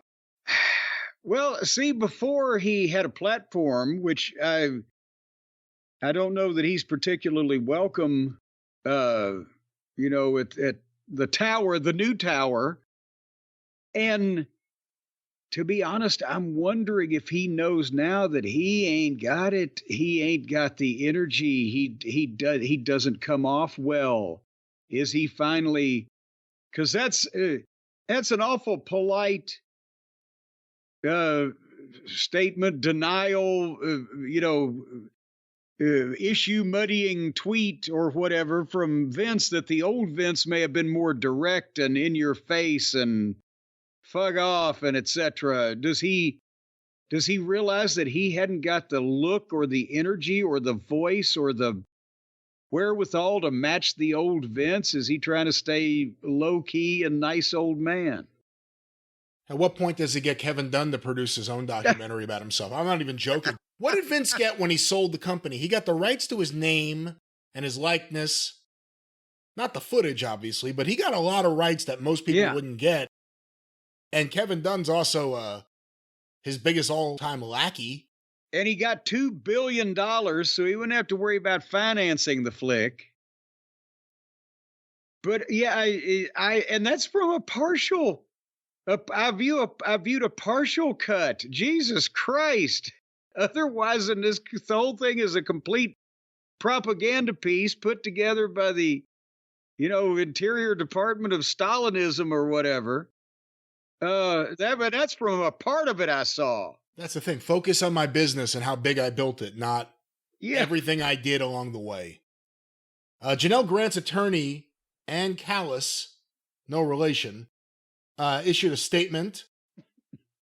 Vince McMahon physically and emotionally abused, sexually assaulted, and human trafficked Janelle Grant for more than 2 years, calling his horrific and criminal behavior an affair is delusional and nothing more than a sad attempt to save his shredded reputation.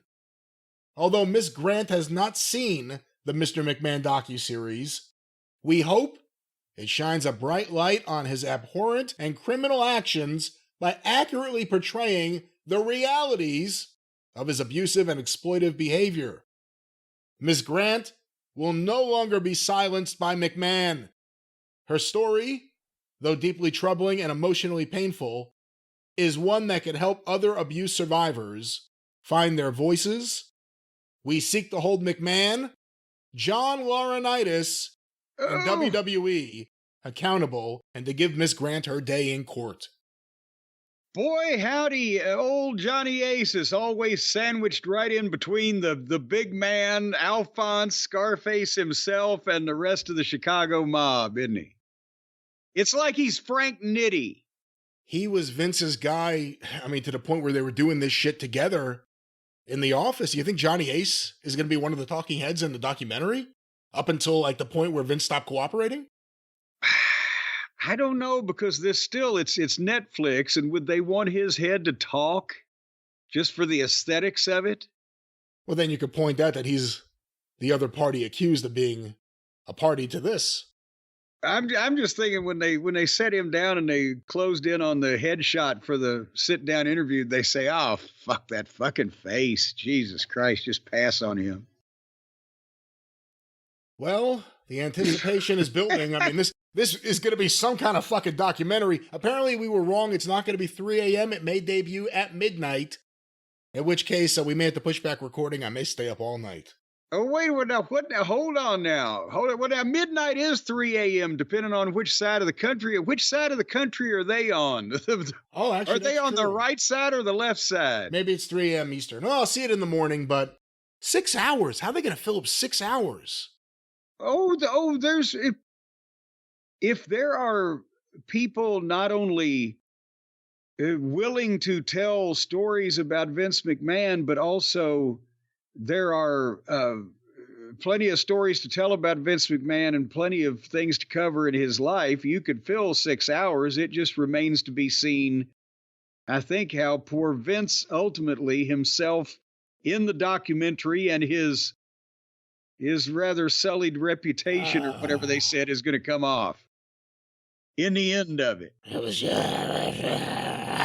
see, he can't talk anymore. See, that kind of thing might work against him now, whereas before he was like Anthony Perkins, where he could talk like, even though there was a psycho in there somewhere, he could talk like an innocuous, regular, everyday person, and then he'd suddenly slap fucking Bob Costas's notebook out of his hand or whatever the fuck's going on.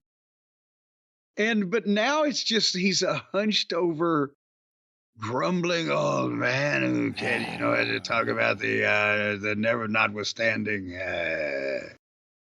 And now it's weird. It's weird. This is great build-up for Shane McMahon's return, I think. Well, yeah. No, he's going to AEW because that angle with the plumber ripping off an independent flick from Australia 30 years ago proves that Shane McMahon will soon be working in. Yeah, the fucking hell. What do you think the odds are? Something like that might happen, Brian. Oh, those are high odds. Those odds are so high they could even touch the sky. Well, folks, if you'd like some great odds, the odds are that I'm going to be able to tell you how that you can use the odds to your favor in making money in a way that's not very odd. The sentence is a bit odd, but well, it's Dave. Good job, Dave. Explain that. Well, that's why I was trying to explain how Dave Meltzer writes his copy.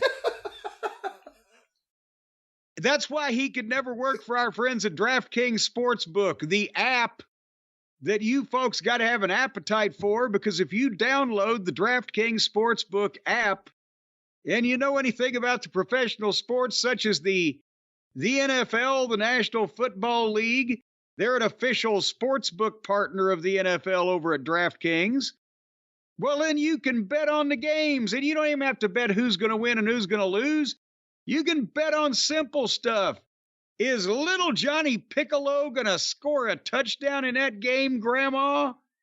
I don't know, little Willie. Why don't you bet $5 on it? And then DraftKings is going to give you $200 in bonus bets.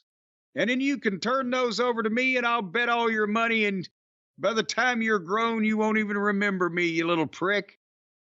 But anyway, if you're ready to do a touchdown dance of your own, that's what you got to do. Download the DraftKings Sportsbook app, and you'll be able to just bet on things related to the football. And then, when you make your pick, you bet $5. If you use the code JCE, you get $200 in bonus bets instantly. Now, just remember, if you're only betting $5, let's say something happens, comes time Tuesday morning, 9 o'clock, the man comes around your house, you ain't got the money, he'll probably let you slide. But if you lose all that $205, including the bonus bets, well, at least a finger's getting broken. That's not what will happen. There will be no man, because with DraftKings, you're the man, the crown is yours, and of course, you put your money up front as you're doing this. You don't. Yes. The crown is yours, but so is your debt. So if you lose, you're going to have to pay up. And when the guy comes walking up the stairs to your flat at about 9 o'clock on Tuesday morning, like he does every week, it's a neighborhood thing. Is this happening in England? No, they walk up to your flat, your walk up in the tenement district, and it's 9 o'clock. On Tuesday, and that's when the guy comes around the neighborhood, and that's when you pay up, or else why somebody's getting their finger broke. All right, well, let's get... But you can score big with DraftKings Sportsbook right now, folks. It's the #1 place to bet touchdowns. Just hopefully those people will touch down.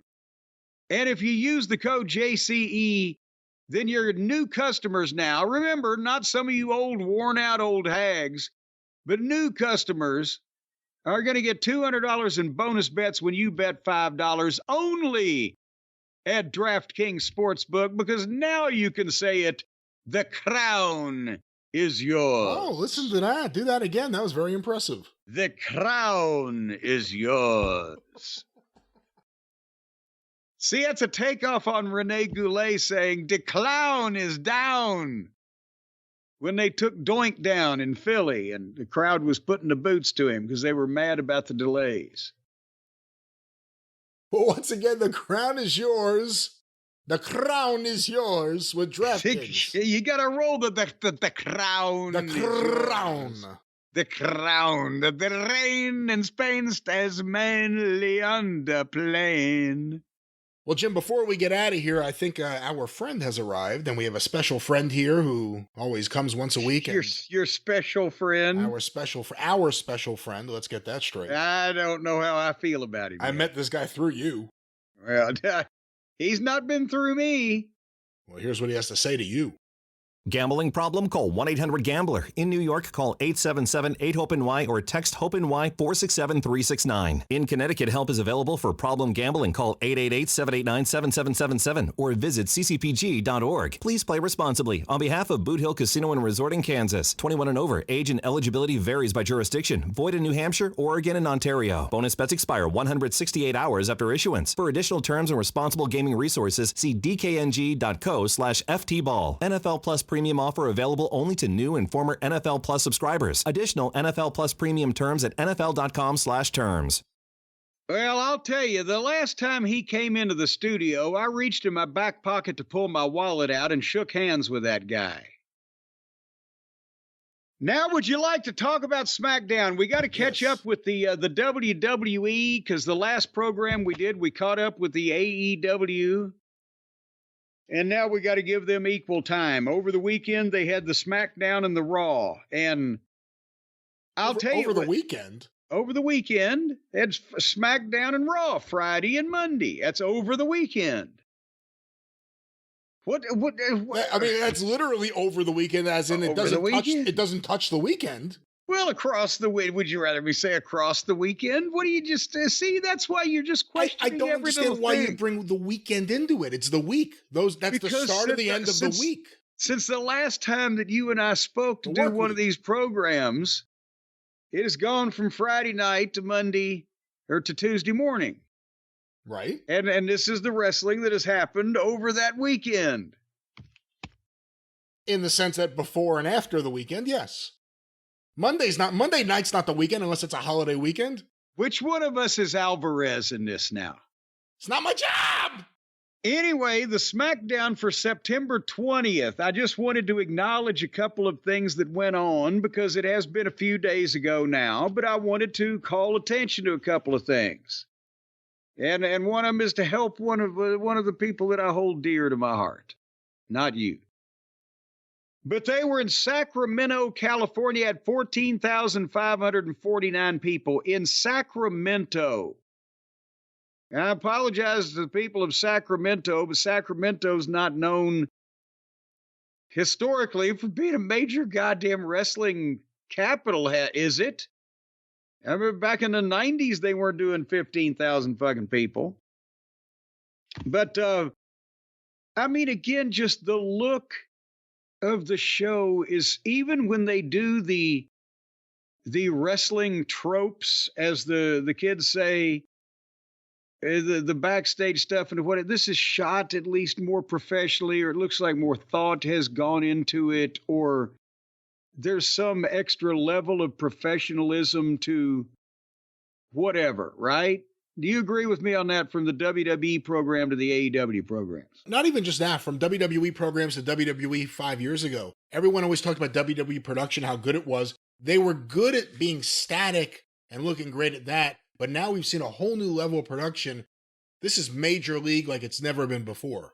Yeah, they were, the WWE stopped progressing with the great production when they were the WWF, practically, because of the Kevin Dunn era. They got the reputation for being good and stayed just good enough to be good, right? But this is a whole nother level of stuff. But having said that, let me call your attention to something at the top of the program, because we would scoff at this if it was done in AEW. And at the same point, while it was done more seriously here and more shot, somewhat more well done, etc. I still, they're gonna burn this thing out with the bloodline, or they're gonna lose this thing, as the guys used to say when they were complaining to the booker, we're gonna lose this thing. The bloodline come into the arena earlier, and they're in the back, and they're having to come through a metal detector, like they're entering the courthouse or whatever. And they want to be seen as, or portrayed as, malevolent, gangstas, whatever. So Tama Tonga comes through first, and he kind of blows off the guy trying to pat him down. And then Tonga Loa comes there, get away from me. But Jacob Fatu comes through, sets the thing off, and when the guy goes to pat him down, he headbutts him and super kicks him and beats up the other guys and boom, boom, boom. Right. And normally I would say bullshit, and I have to say bullshit here, even though it looked better than normal when these things are done, except for Jacob Fatu needs to quit doing these fucking headbutts. Because it's his go-to, it's his nervous tick now in a match. If he's not ready to do the next other thing he's going to do, he's going to headbutt a guy, or the headbutt backstage. They don't look that good. He's got so many things that he can do that look amazing. Unless he's going to draw back and really headbutt the motherfucker, which I don't recommend, he needs to drastically cut back on him. But if you've got him, the reason why that he has gotten over more quickly than anybody else in the Bloodline saga has gotten over when they were first introduced is because he can do all that impressive stuff, and they have had him do it to top main event talent. But if they start making him another one of these regular guys that is doing way too much bullshit back in the back to people, if they want to get him over as a real life tough guy, let him snatch a motherfucker by the neck and intimidate him and shove him down on his ass. But he doesn't have to do super kicks to the goddamn staff. Do you see where I'm going with this? It takes a level of believability away from him that his talent gives him. In general, I've never been a big fan of certain headbutts. Sometimes it looks good. Rhea Ripley makes it always look and sound good, but that's a different way than most people have ever done it. But like the headbutt off the top rope onto an opponent, to me that's something that as a fan I never like, because it just doesn't look, it has to be explained, because it doesn't look like the head's just bonking off the head. It looks like the head's hitting something else.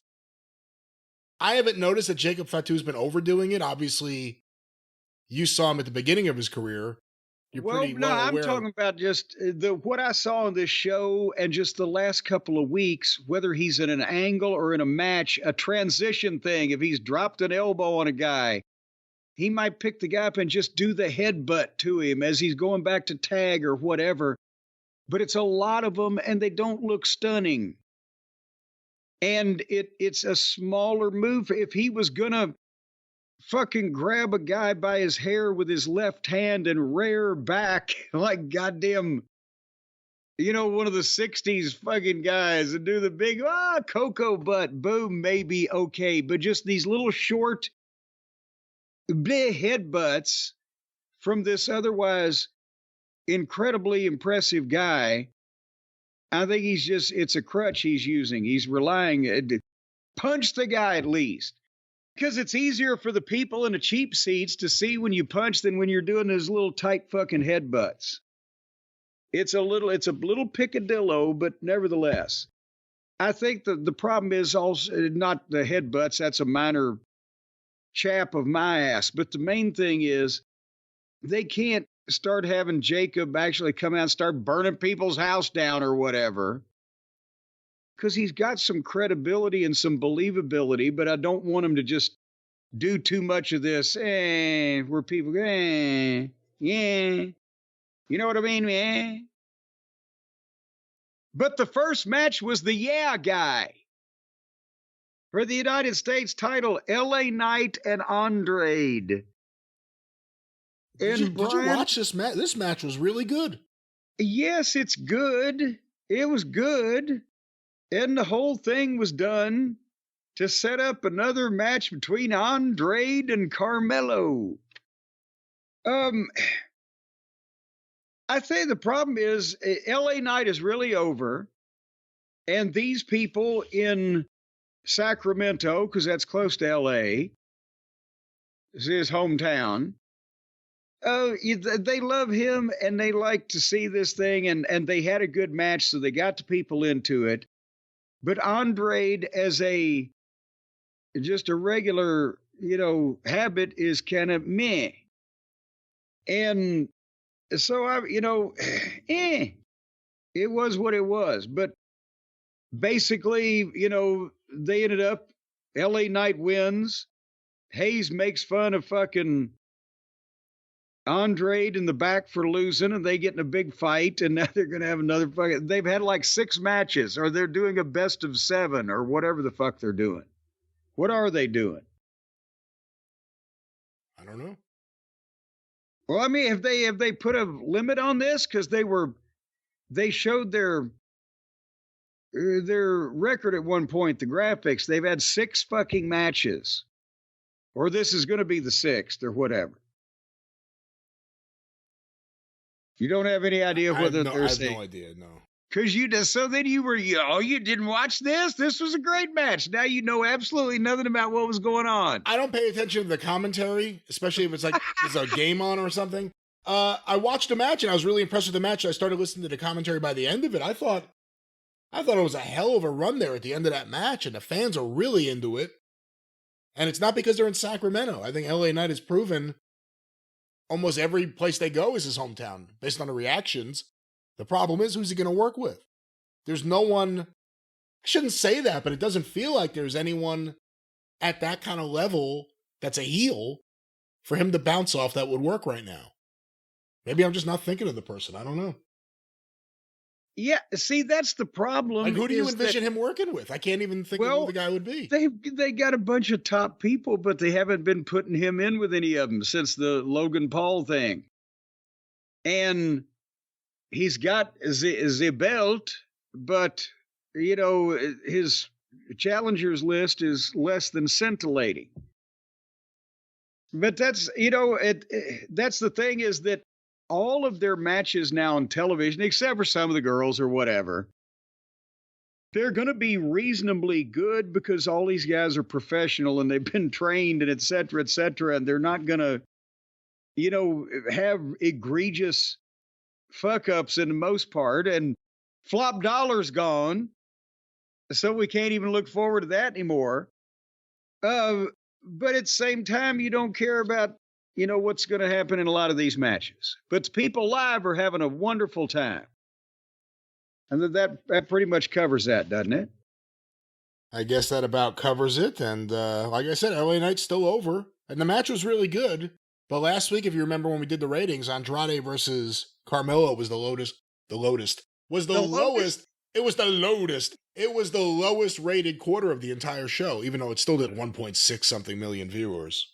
Hello, can you go? We're going to talk about that in a minute too, with their ratings on USA now. But everybody was wanting us to comment on or talk about or whatever the heist movie that they filmed, the big Hollywood blockbuster motion picture summit meeting of the two Dons from it could be like in the old days.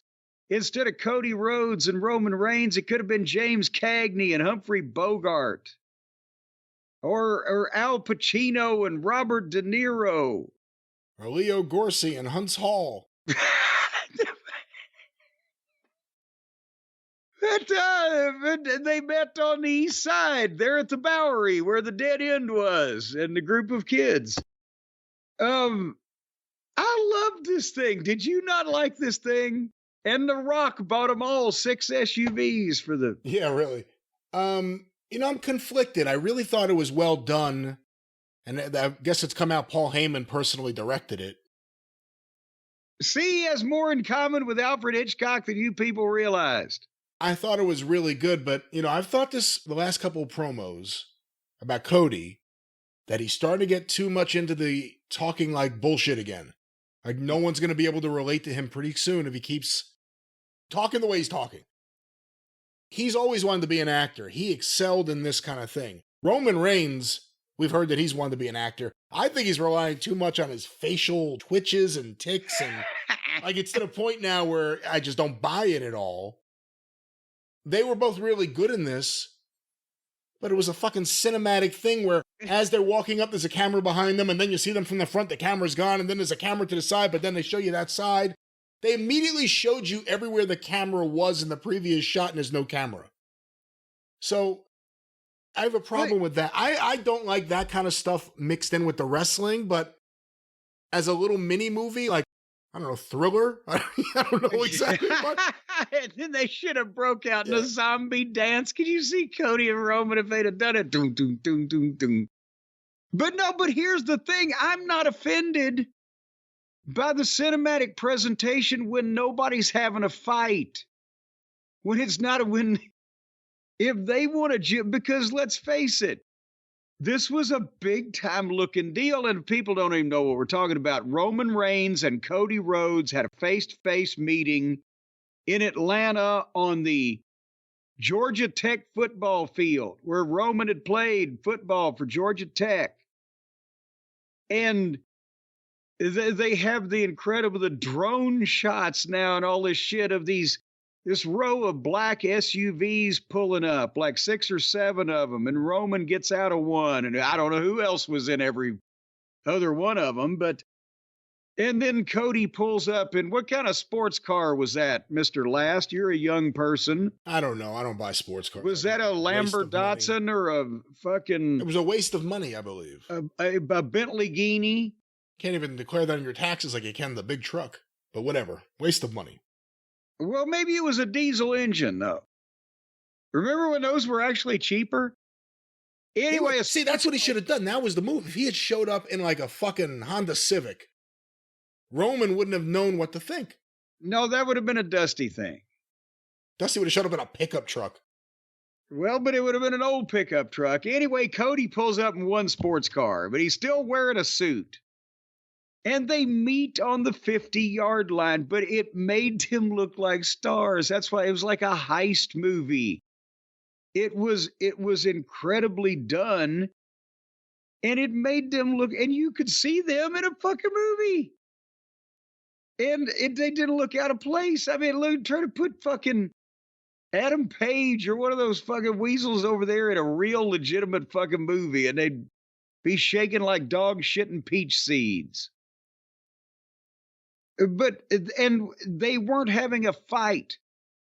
It was a conversation, a summit meeting between these two guys that are going to have to coexist to work together on the team and the big show and what's going to happen and blah, blah, blah. And Roman came into it. Hey, let's get one thing straight. This is my football field. It means it's my stadium. It means it's my city. And then Cody came back with, no, on the other side of the stadium's Techwood Drive, and down the road is Center Stage, and over there's what used to be the Omni.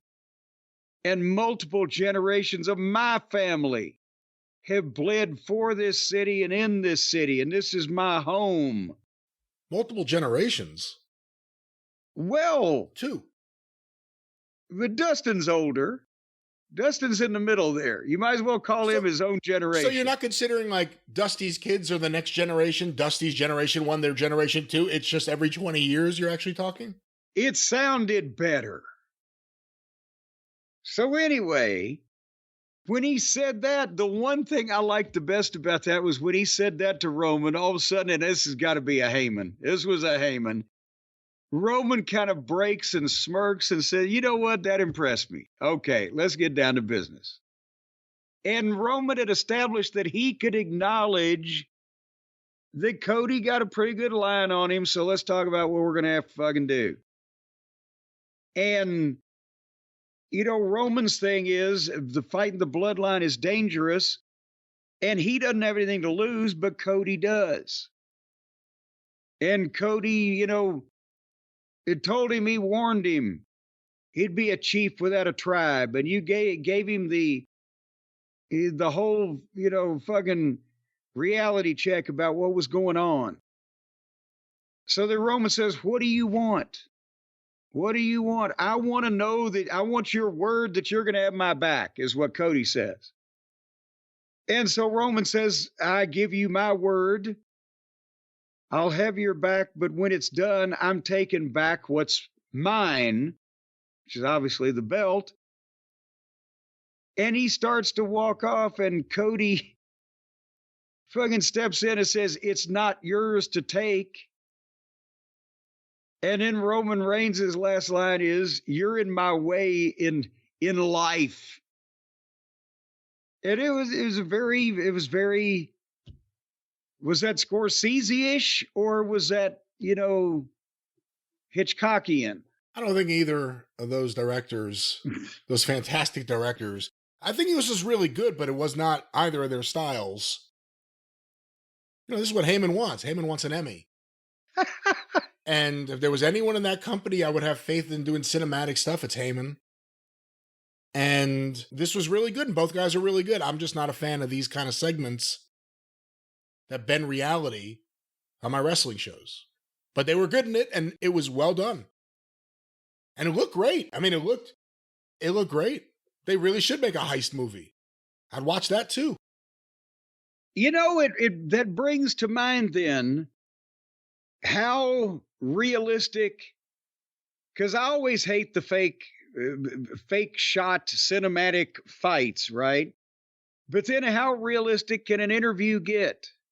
How many multiple camera setups can we have that it looked seamless? We didn't have the idea that they were doing multiple takes.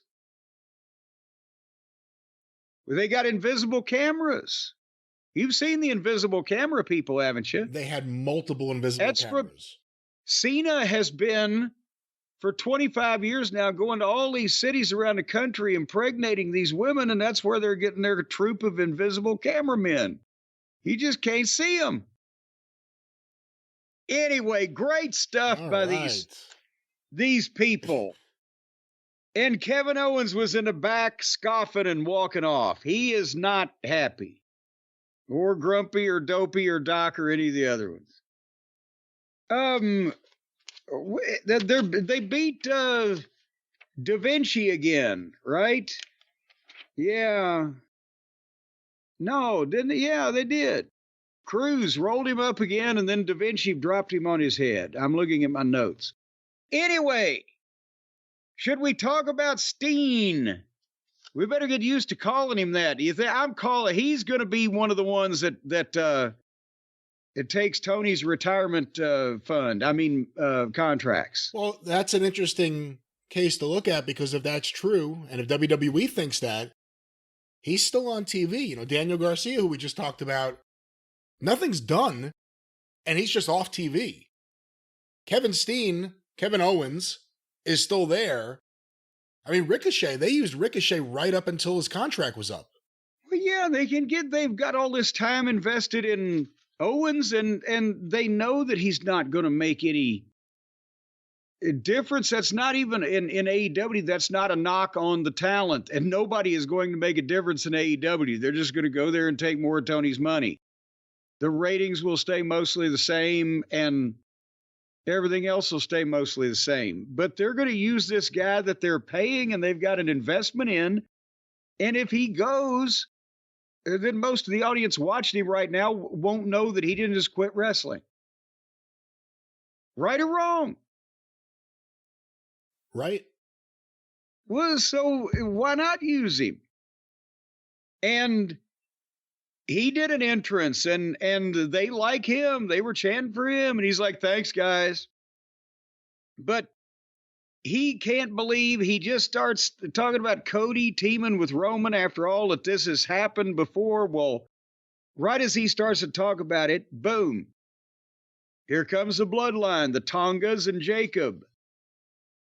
And Tama talked his way to the ring. And last week, Roman and Cody embarrassed the tribal chief, so they're going to get it at Bad Blood, but you're going to get yours tonight. And again, I say he's going to be perfect for AEW, because Steen, instead of, well, you may be three of you, but I'll get the first one or two that comes through the ropes or whatever. It's like, well, we know how this is going to end up, so just jump up here so I can punch you in the face. He's being a smartass about the whole thing being phony. As usual. He's got to be cute. And then he nails the Tongas. He has to, everybody's in a situation where they can just beat both the Tongas up, but they got to fight even or sell for Jacob. But then the Tongas will come from behind and stop the guy. And then here comes Ciampa and Gargano, and they make a comeback on the Tongas. But Owens just ducks Jacob, and he jumps over the top on his own, missing Owens, and security comes in, and they sign a 6-man tag for later on. But that, again, they're getting something out of Owens, but it's not like he's being featured like we can't live without him, right? Yeah. When do we know when his contract is up? Is it the beginning of the year? Or is it the end of this year? We were hearing somewhat imminently, and that some deals were trying to be made. Is all I've. Because you got to wonder if he's going out. Is he going out as a heel? Is he going out doing a big job to Cody?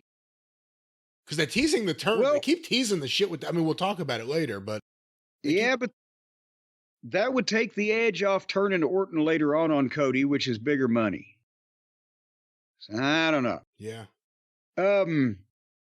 They had a very awkward Texas Tornado match where Naomi and Bayley wrestled Tiffany and the Fridge.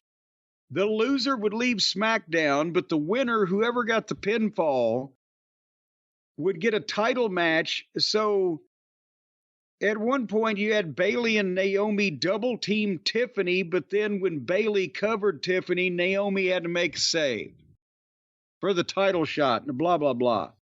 And I'll tell you, Jax was bumping. Jax took a double backdrop. Did you see any of this match? No, I was so worn out from the movie earlier at the football game. Well, I'll tell you, it was a little awkward in spots, but Jax, the refrigerator, she took a big double backdrop. She's working hard. And, I'll say this, Nia Jax has the kind of face a man likes. It's too bad a man didn't get it. But they had a what would be called a match here in some circles. And then both of the baby faces pinned Jax at the same time. So now the baby faces are going to have to fight to see who gets the title match. But in the middle of that tomfoolery, guess how many television sellouts they've had in 2024? Oh, I saw this recently. 35. 39. Guess how many Jack events? Benny. Oh, quit.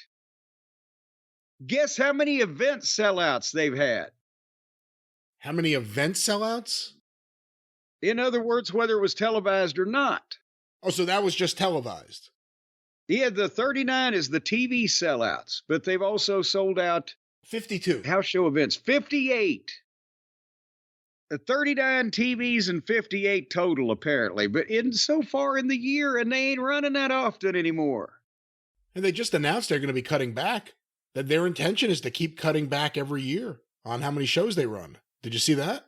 Well, yes, and I mean, for the main roster at this point, why the fuck not? Do you really, even if you're making hundreds of thousands of dollars at an arena event now, that's not even worth risking one of these guys getting hurt. Isn't that crazy? It's insane. Yeah. But for the developmental program, for training, for, any kind of experience for young guys, I'm hoping they rethink that and put some other kind of thing in place where there's got to be some level, even in NXT, where you have to surpass that before you can actually just say, no, you're not going to go work the rec center in Punta Gorda or whatever the fuck to get experience. Anyway, it's not my job to worry about them. Did you watch the 6-man tag, which was the main event? The main event, blah, blah, blah, that was supposed to be Owens and Ciampa and same face against the Bloodline? I did, Yeah, that was one of the things about earlier that they kind of established that maybe not want to see this match too much was Gargano and Ciampa being involved. Well, again. They weren't there long. No. Because you see Owens' entrance, And then on the screen, the Bloodline in the back have beat up Ciampa and Gargano, and somebody's got a muffler sticking out of his ass or whatever. And then they come out and they start beating up Kevin Owens, and then the Street Profits hit and fight the Bloodline, and we go to the break. And then when we come back, we have a bell for a 6-man tag team match anyway. So somebody ought to do a tabulation on 1 week of just both big companies' television shows. How many fights in the back are there? And involving how many people? Because it's just, why not just have done this to begin with these guys instead of do that angle? Or do you think, did somebody get fired in between Seg 2 and Seg 7? I don't know if it was that. I don't think it was that. Well, you never know what people might hear on hidden microphones anymore. Anyway, is a 6-man tag. Ford is a great leaper. You can tell KO is getting lazy at the small stuff. I don't think his heart's in it. Tonga Loa stands around on the floor a lot. I mentioned again, Jacob Fatu needs to, in my notes here is where I mentioned to myself, less on the headbutts. He did like 5 of them in a row at one point. And I don't care if you're Samoan or not, if you're really hitting somebody that hard, you got to register your own. But, they went through a big, back and forth finish, and the people were liking it. And everybody, hit all their shit and did dives and things. And then the referee rang the bell for the double disqualification. But Fatu, again, which is basically what I watched for and then kind of looked down when anybody else was in, continues to look incredible with that minor headbutt criticism I made. And they're using him right. And then finally, Cody comes out with a chair when Jacob's beating up everybody.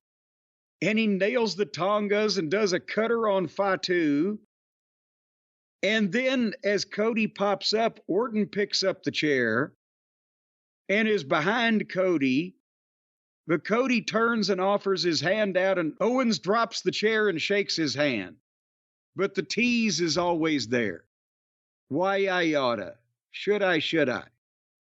But I don't think he will. I think that way, when Orton does, they'll have lulled us into a false sense of security. I could be wrong, but I never have been. It's probably one of those Ricochet things where Ricochet got laid out by Braun Breaker and it was like left open. Like, you can return from the ambulance taking you away if you resign. Otherwise, they'll never see you again. And with Owens, it's, yeah, you can get something big like that. Otherwise, we're just going to keep teasing it. And then, Orton or someone will squash him before he leaves. But you know what you just mentioned? Well, you can return from the ambulance that carried you out. But in this case, the way Tony Khan did it, he switched places. You can return from sending our top guy out in a fucking ambulance. Well, that was SmackDown. It certainly was. And you know what? Sometimes the SmackDown audience, I heard they're down another, couple 100,000 because of the switch to USA from network television, right? After the debut episode, I think this past Fridays that we just talked about, they were down a little bit more. In the 1.4 range. They're probably going to have given up about 500,000 people with the switch from cable to broadcast. Is that what you're hearing?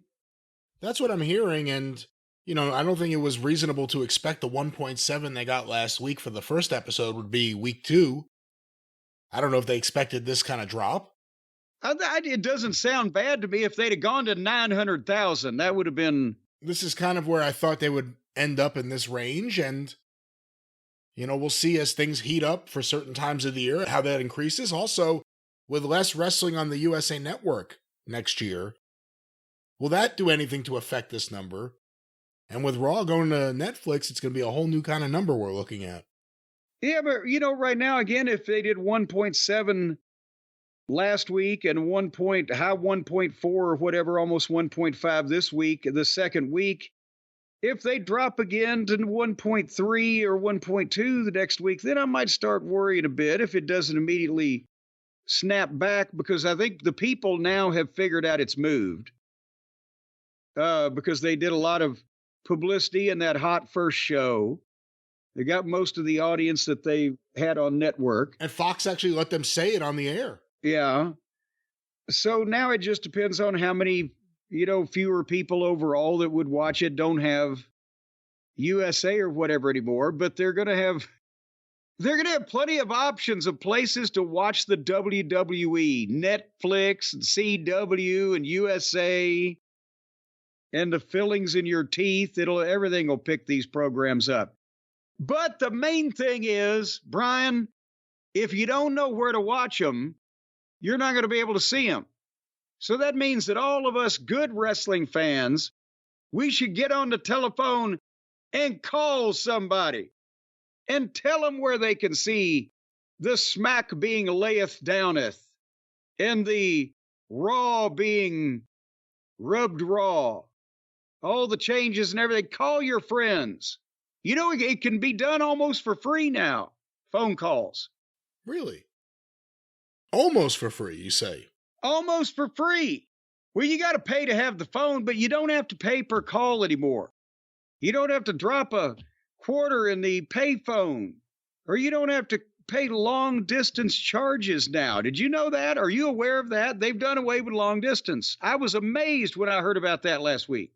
Last week? Well, I've heard that.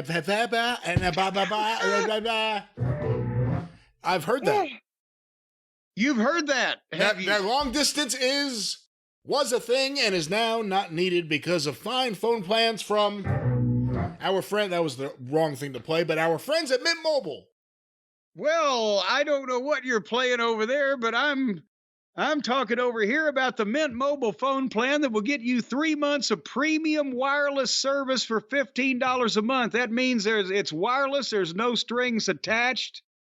It's complete, no strings attached. You don't have to tell your significant other. You can get your own side wireless plan. That's why they call them a side plan. You've heard of people having side plans. Well, at mintmobile.com, they're not going to adjudicate morality on you, folks. All they're going to do is give you high-speed data, unlimited talk and text.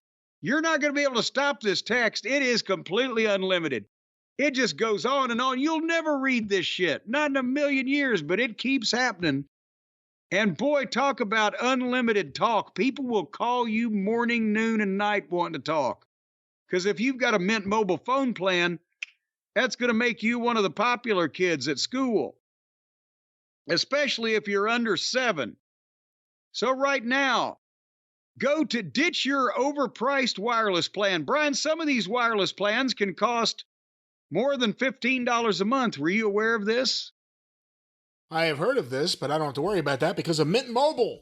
Well, that's what I'm getting to. But you've heard that some people are being gouged up to thousands of dollars a month for phone bills just because they dialed 1-800-BLOW-ME.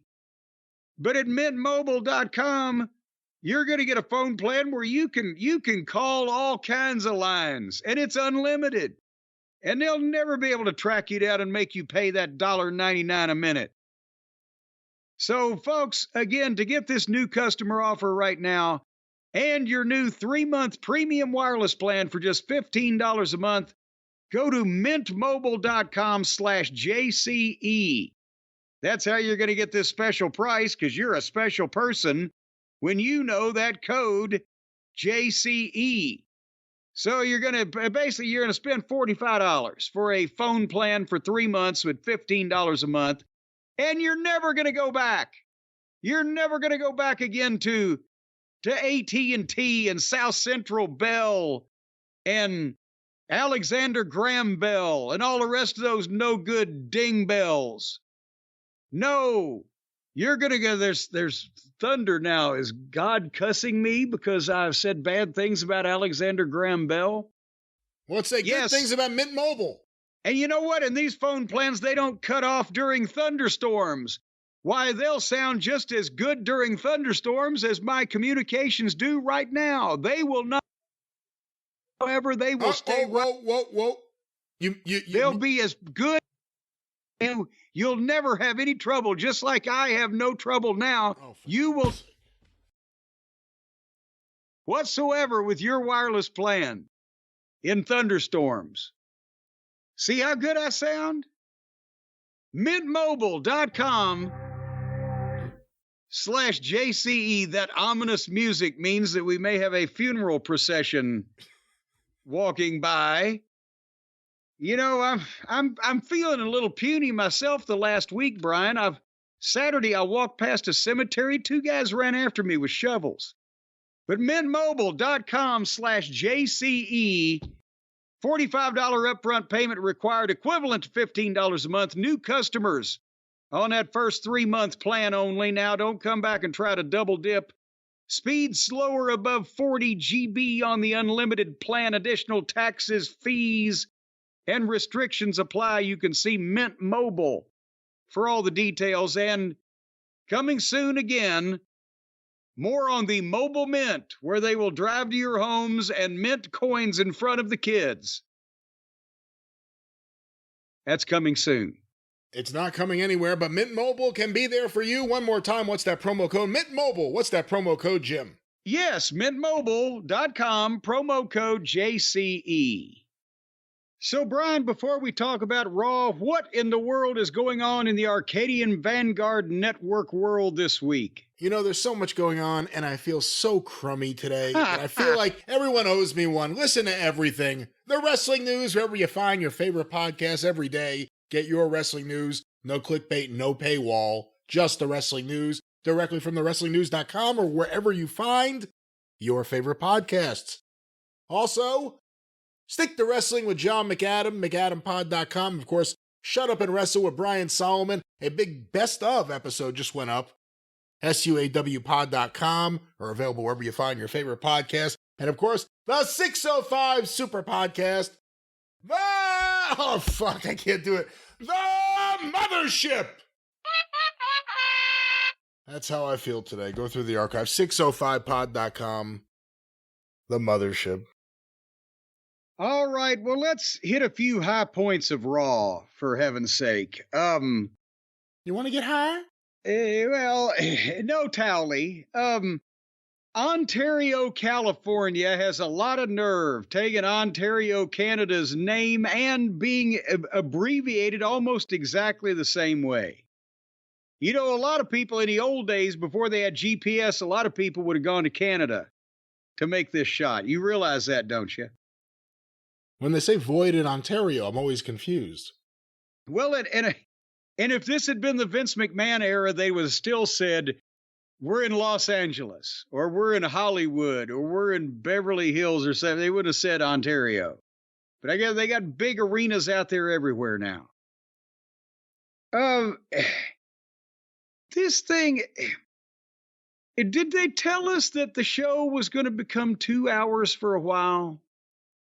When is that going to happen? Yeah, we did hear that. I think it's coming up soon, for the remainder of their run on USA, at least. Soon. I don't know when. Soon. You know, and I would have watched the second match, and we'll get to it in a second. But it's a 3-hour fucking show, people. I've got a life. I have things that I have to do, such as breathing and bathing every once in a while. And it just it's so long. It's so long. But what a start to the fucking thing. You're making me a Liv Morgan fan. I still don't ever want to see her wrestle, but that nails on a chalkboard. That's what I'm trying to say. The chalkboard. Yeah, that thing. Nails on the chalkboard voice. This whole thing is so childish, but yet fascinating because Rhea Ripley's involved, and Liv and Dominic are these two fucking annoying heel fucking idiots that, yeah, it shouldn't be any good, but it is. Is that what I'm trying to say? I don't know why it shouldn't be any good. It's been great from the moment they put her with Dominic Mysterio, it's been working, and I think they're really good at this. Well, when she speaks, my ears bleed, as I've mentioned about lovely Liv, but these two come out, Liv and Dom, and they cut. And by the way, they come in the low rider and they walk through the back, and Bronson Reed and Brown Strongman are fight past them. More on that in a moment from last week and this week. But they did, and then a bunch of people run after them. And then Dominic and Liv walk straight into the arena and do the entrance. Again, the camera work and the timing and the shot blocking. It's insane these days. And all Liv has to do is come out there and whine like that and say that she took from Rhea, she took the women's title, she took Judgment Day, and she took the most gorgeous man in the world, Dominic Mysterio. Woo. And then Rhea's music plays, and out she comes, and she's super over. And she looks like a fucking superstar. And she said, "Don't worry, Liv, I'm not going to hit you, but I just want to tell you," and mommy chants start. And Dominic starts to step up, and she tells him to get out of the fucking way. And Liv cuts the promo, "I'm going to beat you because I'm smarter than you are. Because I've been beating your knee up, and you're going to have to say that you're not cleared," and blah, blah, blah. And Rhea says, "Well, I came out here to tell you, my knee is good, and I am cleared. And by the way, Dominic, you're going to be there when I take my women's title back, high above the ring in a shark cage." A shark cage. I don't know, with her accent, it sounded like a shark cage. And he was going to be shitting his pants. But then old Wade Barrett, I believe, cleared it up. A shark cage. Why can't they just say hanging over the ring in a small cage? It might be easier for to say. Because the sharks hadn't come up. At least on AEW one time it was Shark Week, right? I think so, yeah, because they've done that a few times, Shark Week. So people weren't thinking of sharks, but nevertheless, the people like that, and then Rhea Ripley said, "And by the way, what I said before, I take it back," and she headbutts Liv and knocks her out. That looked good. Yes, it did. And Liv sold it good. Yes, she did. Everything here was good. Yes, it was. You are correct, sir. Yes, sir. See, now I'm Ed McMahon. It's all downhill from here. I don't know where else to go. It's all downhill from here, but it was a great promo. And it gets, again, Rhea Ripley is not the biggest female star in the business. She's one of the biggest stars in the business, period. And Dominic still has kept his heat. And they're mad at Liv because she's the shrewish little mean girl that is, messing with Rhea. So anyway, we started off good. It's interesting to stop for a second and just talk about something we talked about years ago. When Dominic Mysterio was first being used as a wrestler, as a smiling babyface with his dad, when Rey Mysterio's contract was coming up, and he had to decide WWE or AEW, and part of the discussion was, where's Dominic going to go with his dad? And we looked at Dominic but compared him to a Hook in terms of where they were at the same time at one time, and Sammy Guevara maybe too. Look at the job Dominic Mysterio has done in WWE. Yeah. To become a heel. He's kind of like Michael Hayes. He may not be, Buddy Rogers in the ring, but he knows how to be a heel. Yes, and he works like he looks, and he presents himself like he looks. What we said before, these guys and on the other side, they've concocted in their heads how they want to come off, but they don't look like it. And he looks like a chicken shit dipshit that gets heat like this, and that's why he's a bigger star than anybody they've got. It's understanding what you can. If he had gone what to you AEW, can do on purpose to make work for you. Yeah, go ahead. If he had gone to AEW, if Rey Mysterio had signed with AEW and Dominic had gone there with him, just think of how different the career trajectory would have been if he had been on Dynamite every week instead of having his character develop over the last few years. his career trajectory on Dynamite would have looked like Wall Street in October of 29. But anyway, what do you think of them booking the match? Just one last thing on this. Liv versus Rhea with Dominic in a shark cage above the ring. Well, I like that because that way he can be up there making scared faces and trying to yell down advice to Liv when she needs it that she can't hear because the people are screaming because he's trying to talk. And they won't, I mean, they'll still have a match, but they won't really need to. It's gold there, and he's a sitting duck if Rhea wants to fuck with him. What's he going to throw down, right? You have to throw something down if you're in a cage above the ring. Well, you don't always. You don't know. It depends on how long they want to keep this going. But, potentially what kind of foreign objects does Liv use? I mean, I'm not trying to ask in a filthy type of way. I don't think she's established any specific, like she doesn't have a sledgehammer or nothing. Well, in that case, then, maybe he can slip down some type of marital aid she keeps in her purse. I don't know. And then you just go that direction anyway. Yeah, well... Anyway, I'm moving along here now, though, because the next match was a point I want to make real quick. It was Sami Zayn versus Ludwig Kaiser. And I would have liked to have watched this, but we're 15 minutes into a 3-hour show, and I don't know what the fuck's got. I'm trying to hit the high points and get the major news, right? But both those guys are good, and Kaiser has really been fantastic lately, and they had a good match, and the fans loved it. And Sammy hit the kick and got the big pop, 1, 2, 3.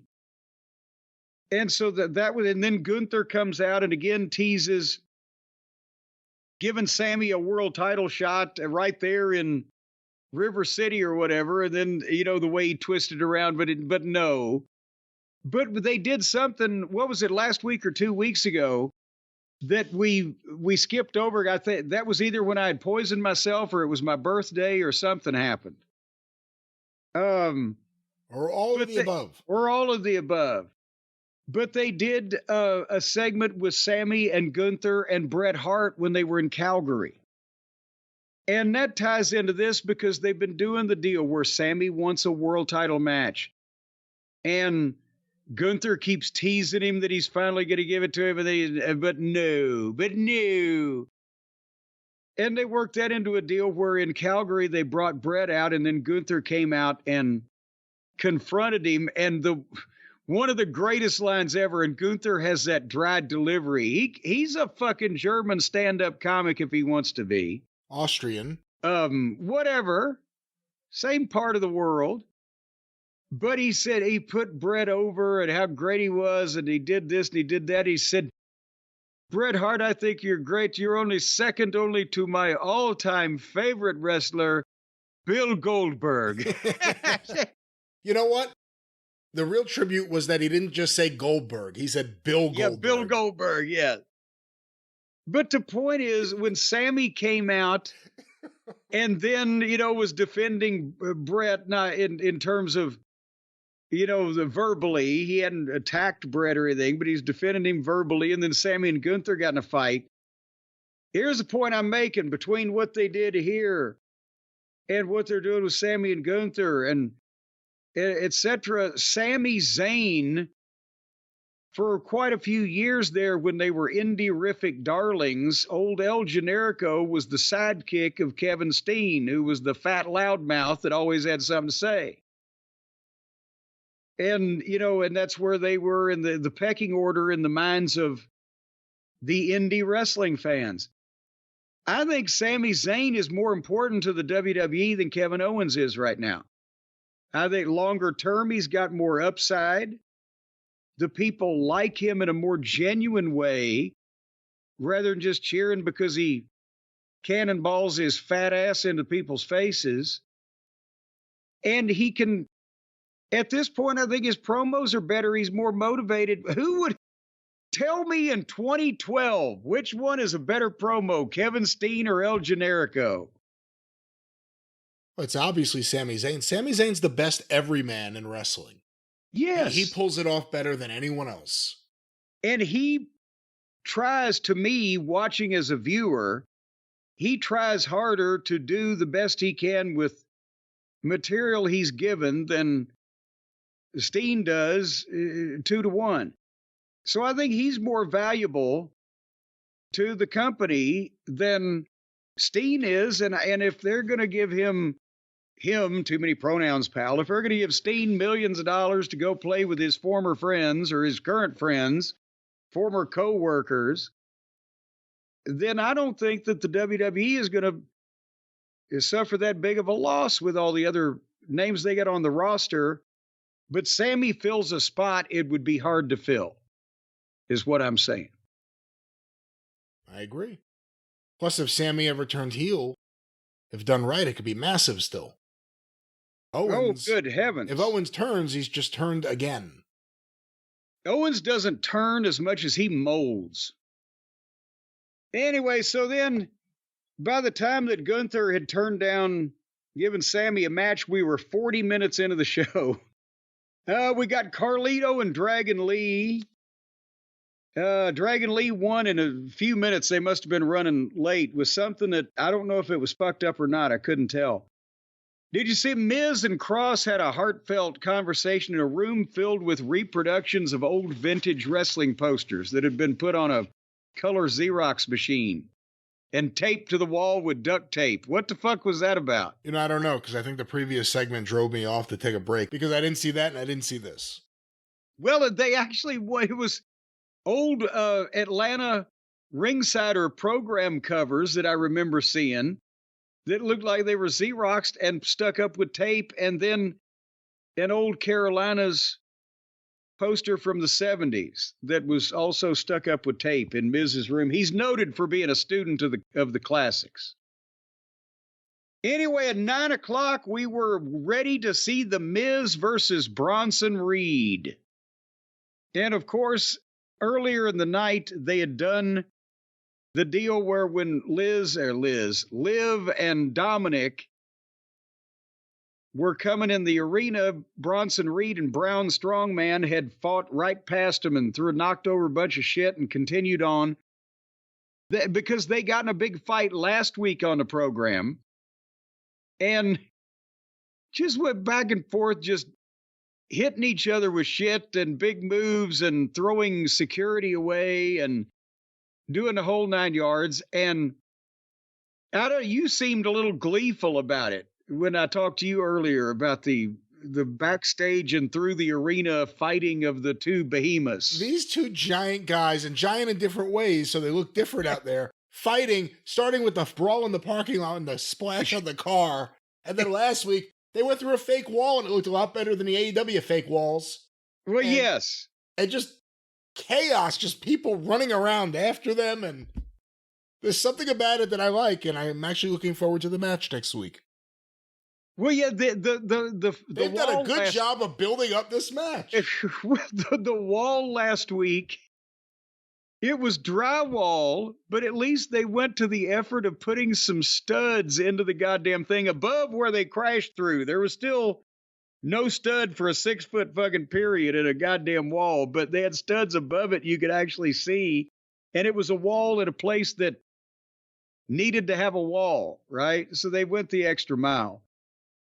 But that's what they did last week. And then they did the homage to Kevin Sullivan and Blackjack Mulligan, who fought out the back door of the Eddie Graham Sports Stadium in Orlando that one week. And the next week during the first match fought in the front door wearing the same shit.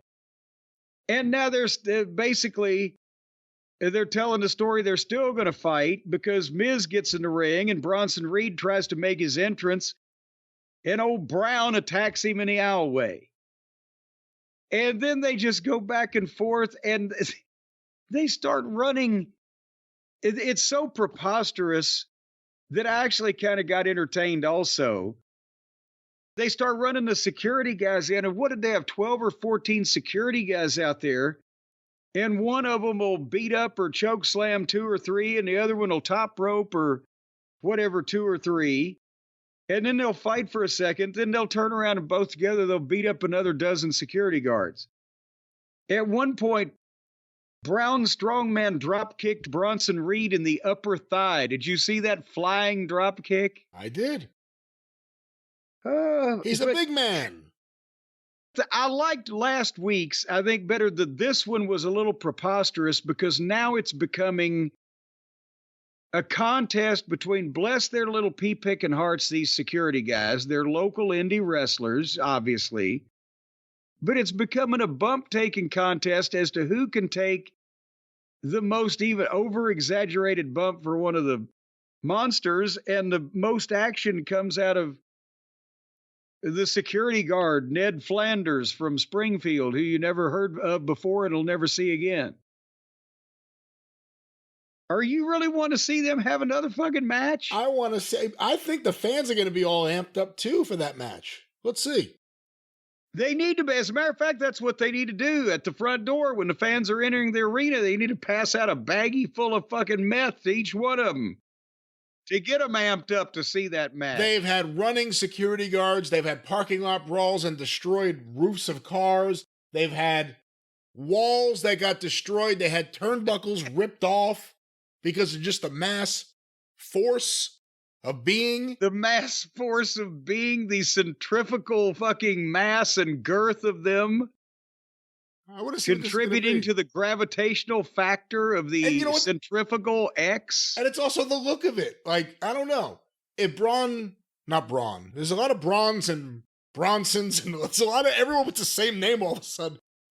Bronson Reed, if he was like 6'5", I probably wouldn't be as interested. But because he is a big guy, but he looks different than Braun Strowman, who's a classic, I'm going to just inject this, whatever it is, kind of big guy. You know, I kind of like the way it looks. You're saying it's got to be a bowling ball against a fucking meathead. I'm saying we've seen a lot of meathead versus meathead. It's a nice change of pace. No, it's a nice change of pace. That's a meathead versus a fat ass is what you're saying. Meathead versus meatball. All righty then. Nevertheless. Are you looking forward to it now? No, oh, I'm come not. Come on, you because are. They're just doing stunts at this point, and trying to have a match in the ring. What's last monster standing match? So I'm sure they'll go through the arena again. But monster. Does Braun? They did the match. They did the monster match. I was going to say Braun, but that's Braun Breaker. Bronson Reed, that's his name. He has to go over, right? I'd love him to. I really would. Because, I mean, the whole thing is about teasing Rollins' return. Rollins just got pushed on the field at the NFL game over the weekend, so he's obviously getting close to return, I would think. I thought he fell accidentally. Well, nevertheless, you hear that thunder? We better pick up the pace here. I might not be on the air much longer. Mother Nature is moving in. All right. Drew McIntyre. Do you hear that rain right now? I did not hear it. I thought that was a dramatic pause. I didn't realize it was a dramatic pause with rain. No, I said Drew McIntyre, and then suddenly it was like rain on a tin roof suddenly. Listen to the rhythm of the falling rain, telling me just what a fool I've been. No one needs this. Drew McIntyre did a promo, and they actually had some restraint on this 3-hour program. He came out with a game face on. He recounted what Punk said last week about how I'm prepared for this to be the end of CM Punk. And, he's going to make Drew McIntyre bleed the whole 9 yards. And Drew said that he wasn't happy about going into the Hell in a Cell either. That everybody in Punk's family had begged him not to do it. Well, everybody in his family had begged him not to do it. But it doesn't matter what anybody thinks. It's going to happen. And Drew says, I promise I'm going to make you bleed a lot. Now, they're setting expectations here. I'm going to make you suffer pain. I'm going to break you permanently into Hell in a Cell. It wasn't a long, drawn-out thing. It wasn't Hollywood scripted where he had to tell some analogy or some old chestnut be tied into a learning experience or whatever. He came out like Punk did. And he was serious, and he cut a fucking promo. He said, I'm going to fuck this guy up. And he left. I like that. Yes, I liked it Yes. too. You're waiting for the segment dealing with Punk and McIntyre. This is the only thing there really was. Well, because what else do they need to do at this point? The time, as Lucy said to Ricky Ricardo, the time has come.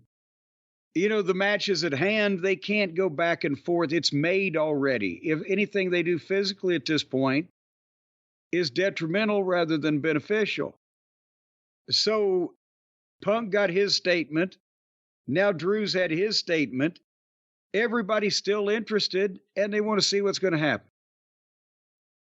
And so it's also refreshing not to have, even however good Drew has been, another one of these 20-minute interview segments in this long show. You know, Brian, this show was so long, about 2/3 of the way through, I realized I needed a good close shave again.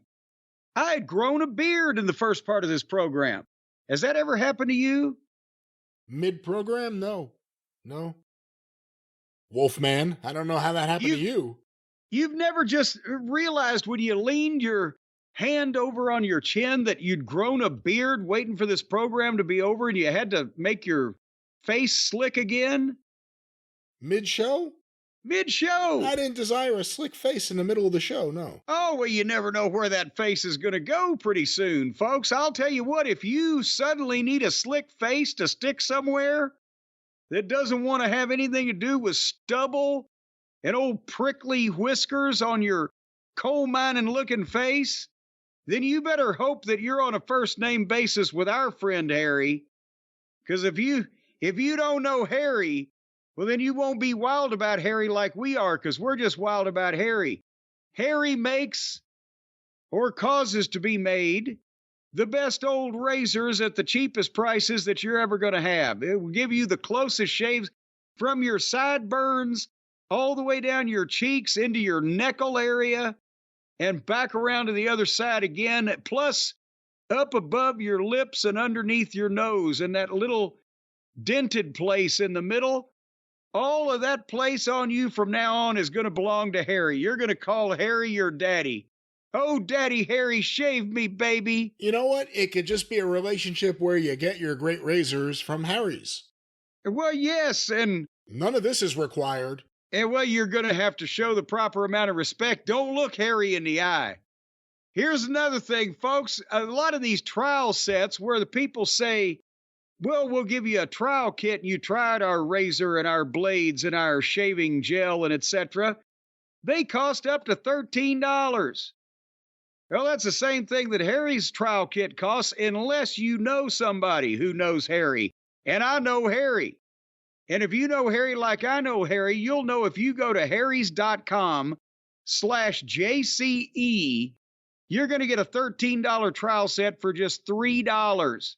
That won't even buy you one of these incredible German-engineered 5-blade cartridges in a regular old grocery store or possibly a dry goods place or someone who's a jack of all trades and sells used merchandise that's fallen off a truck. You're not going to get that kind of deal anywhere except at harrys.com.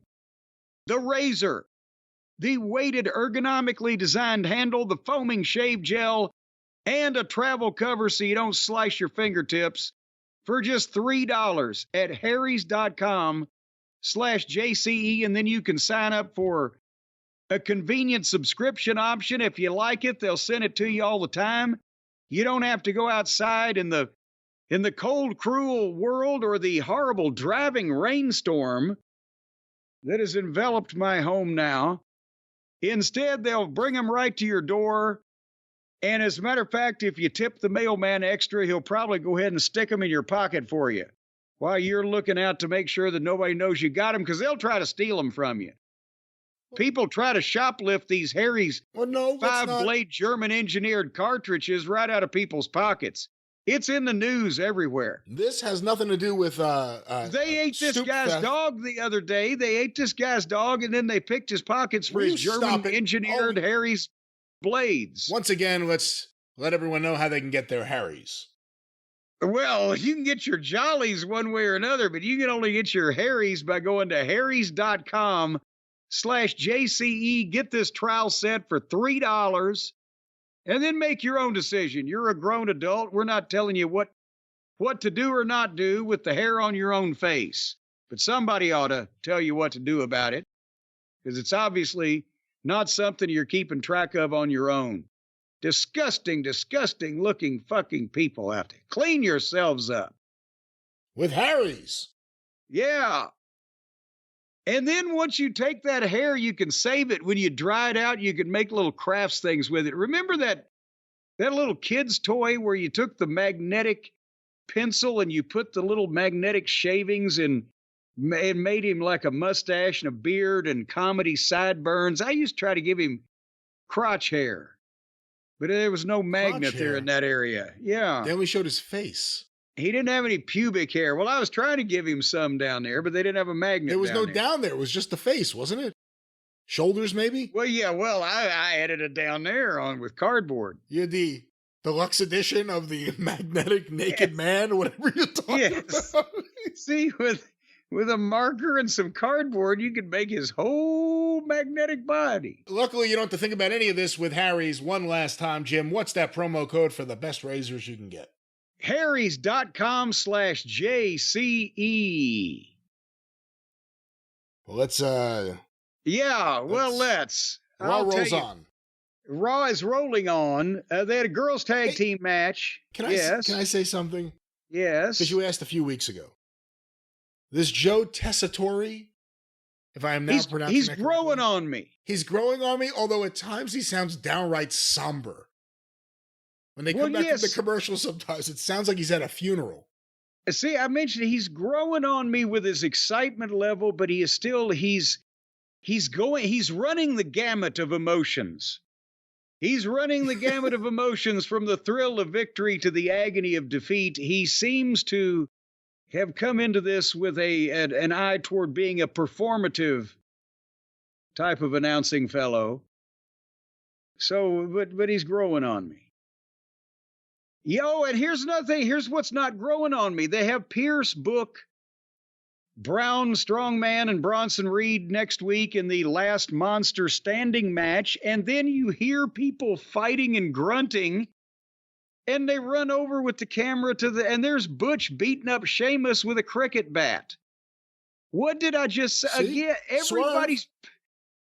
everybody's beating up everybody in the back to the point where when it is supposed to mean something, why does it mean anything? It's like, oh, there's the popcorn guys. One's got his fucking axe handle shoved up another guy's ass. Here's a question. Do you think they're going somewhere with this? The idea that Nick Aldis has a nice and tidy SmackDown, and on Raw, there's just brawls breaking out all over the place, and Pierce has no control. Well, he might not have a nice and tidy SmackDown. We need somebody to do an analysis. Is it more dangerous to be in the locker room in Raw or on SmackDown? Definitely Raw. Well, there's 3 hours, though. How many locker room fights per hour is the average? That's a more fair way to look at it. And we can only be looking at it from the period of time they were both general managers. Yes. Because otherwise it wouldn't be fair, because the other general managers weren't as strict, possibly, as these people. And then they had a girls' tag team match. And then they played the tape of Cody and Roman filming their heist movie in Atlanta. And then they had the tag team match between the New Day and the Creeds. I will just say this. Have you seen now what I'm talking about with the Creeds? That they may be excellent athletes. They may be wonderful competitive amateur wrestlers. They may be dedicated young men who both use their left and right turn indicator and say yes, sir, and no, sir, to the coaches. But I cannot see any way in the world that they have been lifelong or even moderately long time wrestling fans, because of the fact that if they're that great athletes, they don't know how this shit is supposed to look. And it's awkward, and sometimes these things just don't work. We won't give up on them just yet. But between those nerdy hatchet-headed fucking blank faces they've got, and the fact that everything they do in a pro wrestling ring looks awkward in terms of how a pro wrestler would do it. What are you seeing? Are you seeing anything? Everybody else, oh, the Creeds are great. I haven't been terribly impressed. At least they have nice outfits now. Very patriotic, red, white, and blue. Ivy Nile interests me because you can't look at her and figure out her age. What? You look at her, you're like, she could be 40. She could be 30. She could be 35. You can't figure it out. What? Well, just Google it. I don't want to. I like the mystery. That's the point. No, right now, she's not 40. I bet you she's not 30.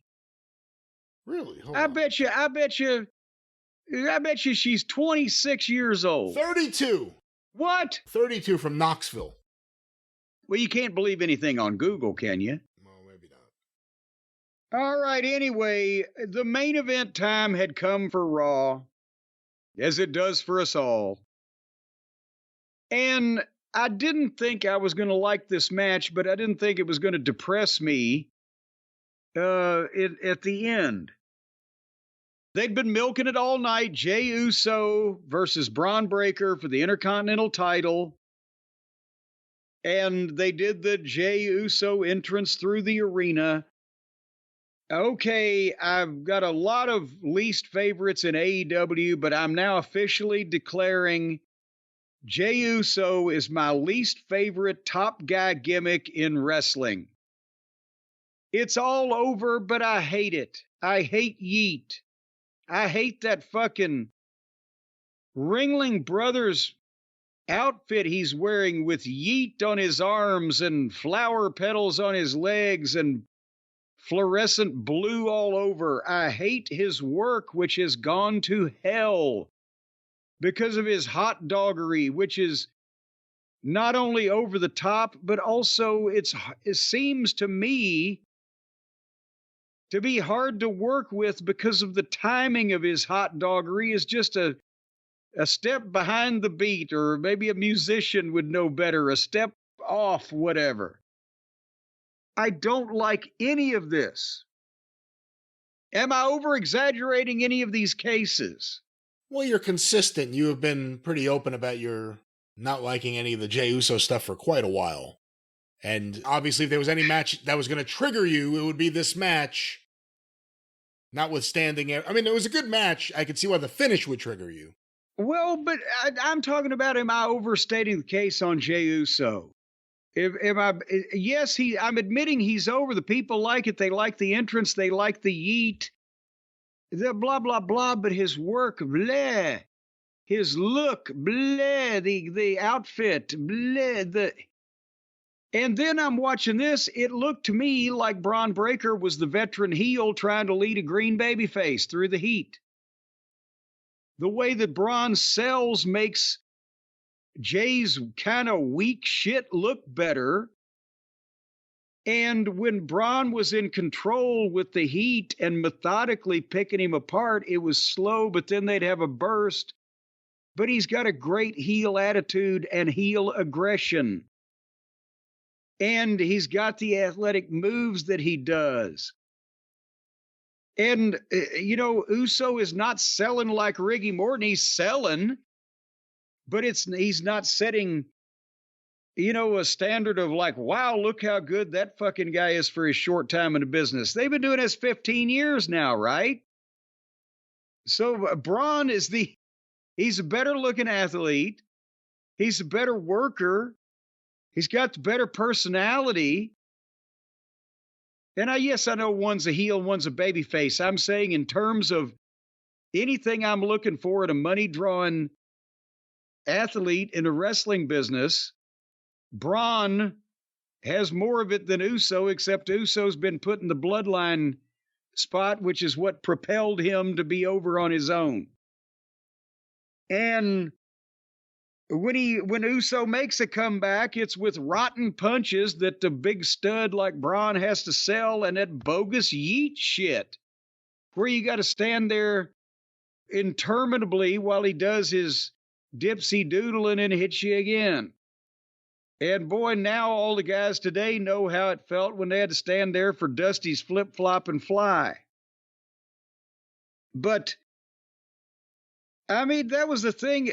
Uso barely hit a Samoan drop at one point where he didn't really have control of Braun, and they just went down. And then Braun outshined him with the Breakensteiner off the top. And then they traded big 2 counts. The people were into it. But finally, Braun had speared him on the floor at one point. He went to do it again and ran into a super kick. And then Uso speared him through the barricade and then threw him in the ring and speared him there and then splashed him off the top 1, 2, 3. So now Jey Uso's the new Intercontinental title or champion. And Braun Breaker only had it like 2 months. And yes, I know he's got a long way to go, and I'm sure they're prepared for this moment with what to do with him next. But everybody popped and loved the finish. I did not share the enthusiasm. Big pop, massive pop. Huge pop. Jey Uso is possibly the biggest tribute to modern WWE booking that even he is that over. Because if he hadn't been in this bloodline thing, just the work or the look or the promos, it's like fucking R-Truth kind of underneath comedy filler in the back pre-tape shit. Well, there's always a guy, and they come in different forms, that get over with the people, and it doesn't match the work. From the Ultimate Warrior to some of us who were first exposed to Jimmy Valiant when he was the Boogie Woogie Man, not early Boogie Woogie Man, but late Boogie Woogie Man. There are certain guys, you can't explain it. They have a connection. Obviously, he's peaking right now with it. I wish I didn't have to peak. The idea of beating Braun Breaker right now was one of the big surprising things, I guess. That was, I don't know why that they needed to beat Braun at that point. And I wish that they would have given Jey another big win and just don't beat fucking Braun.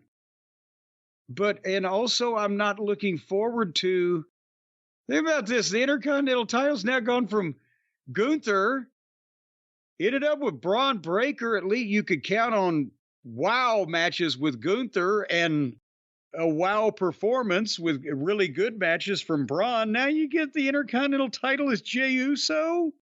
And Sammy had it too. Well, but I'm Sammy, yes, he was a great worker also, but I'm talking about new young guys. You got Gunther who can really go. You got Braun who can really go. You got Jey Uso. We're not going to be looking forward to those matches. Well, we'll see how many of those matches there are. Not they are. Well, hello, my phone is going off. These goddamn politicians keep spamming me. These goddamn politicians. How'd they get your number? I don't know. Did you go around passing around your business card again, telling them they ought to advertise on the Arcadian Vanguard Network? Why don't we move on? We could just move on with the show now. What was next on SmackDown?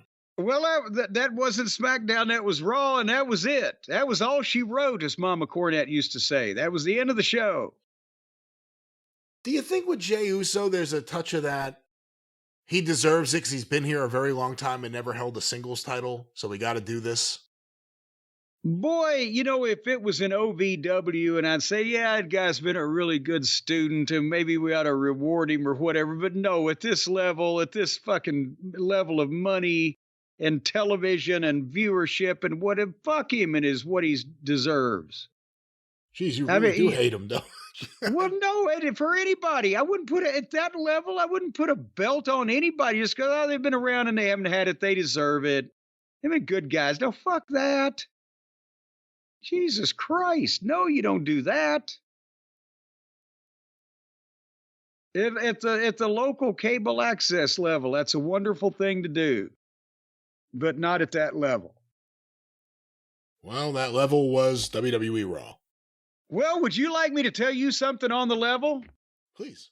I'm out of things to talk about. Should we close it up so we can go watch some Vince McMahon documentary and come back and talk more about this heinous individual that we're going to have to watch 6 hours of deep, dark mysteries on? Real quick before we go, quick survey between us. Yes.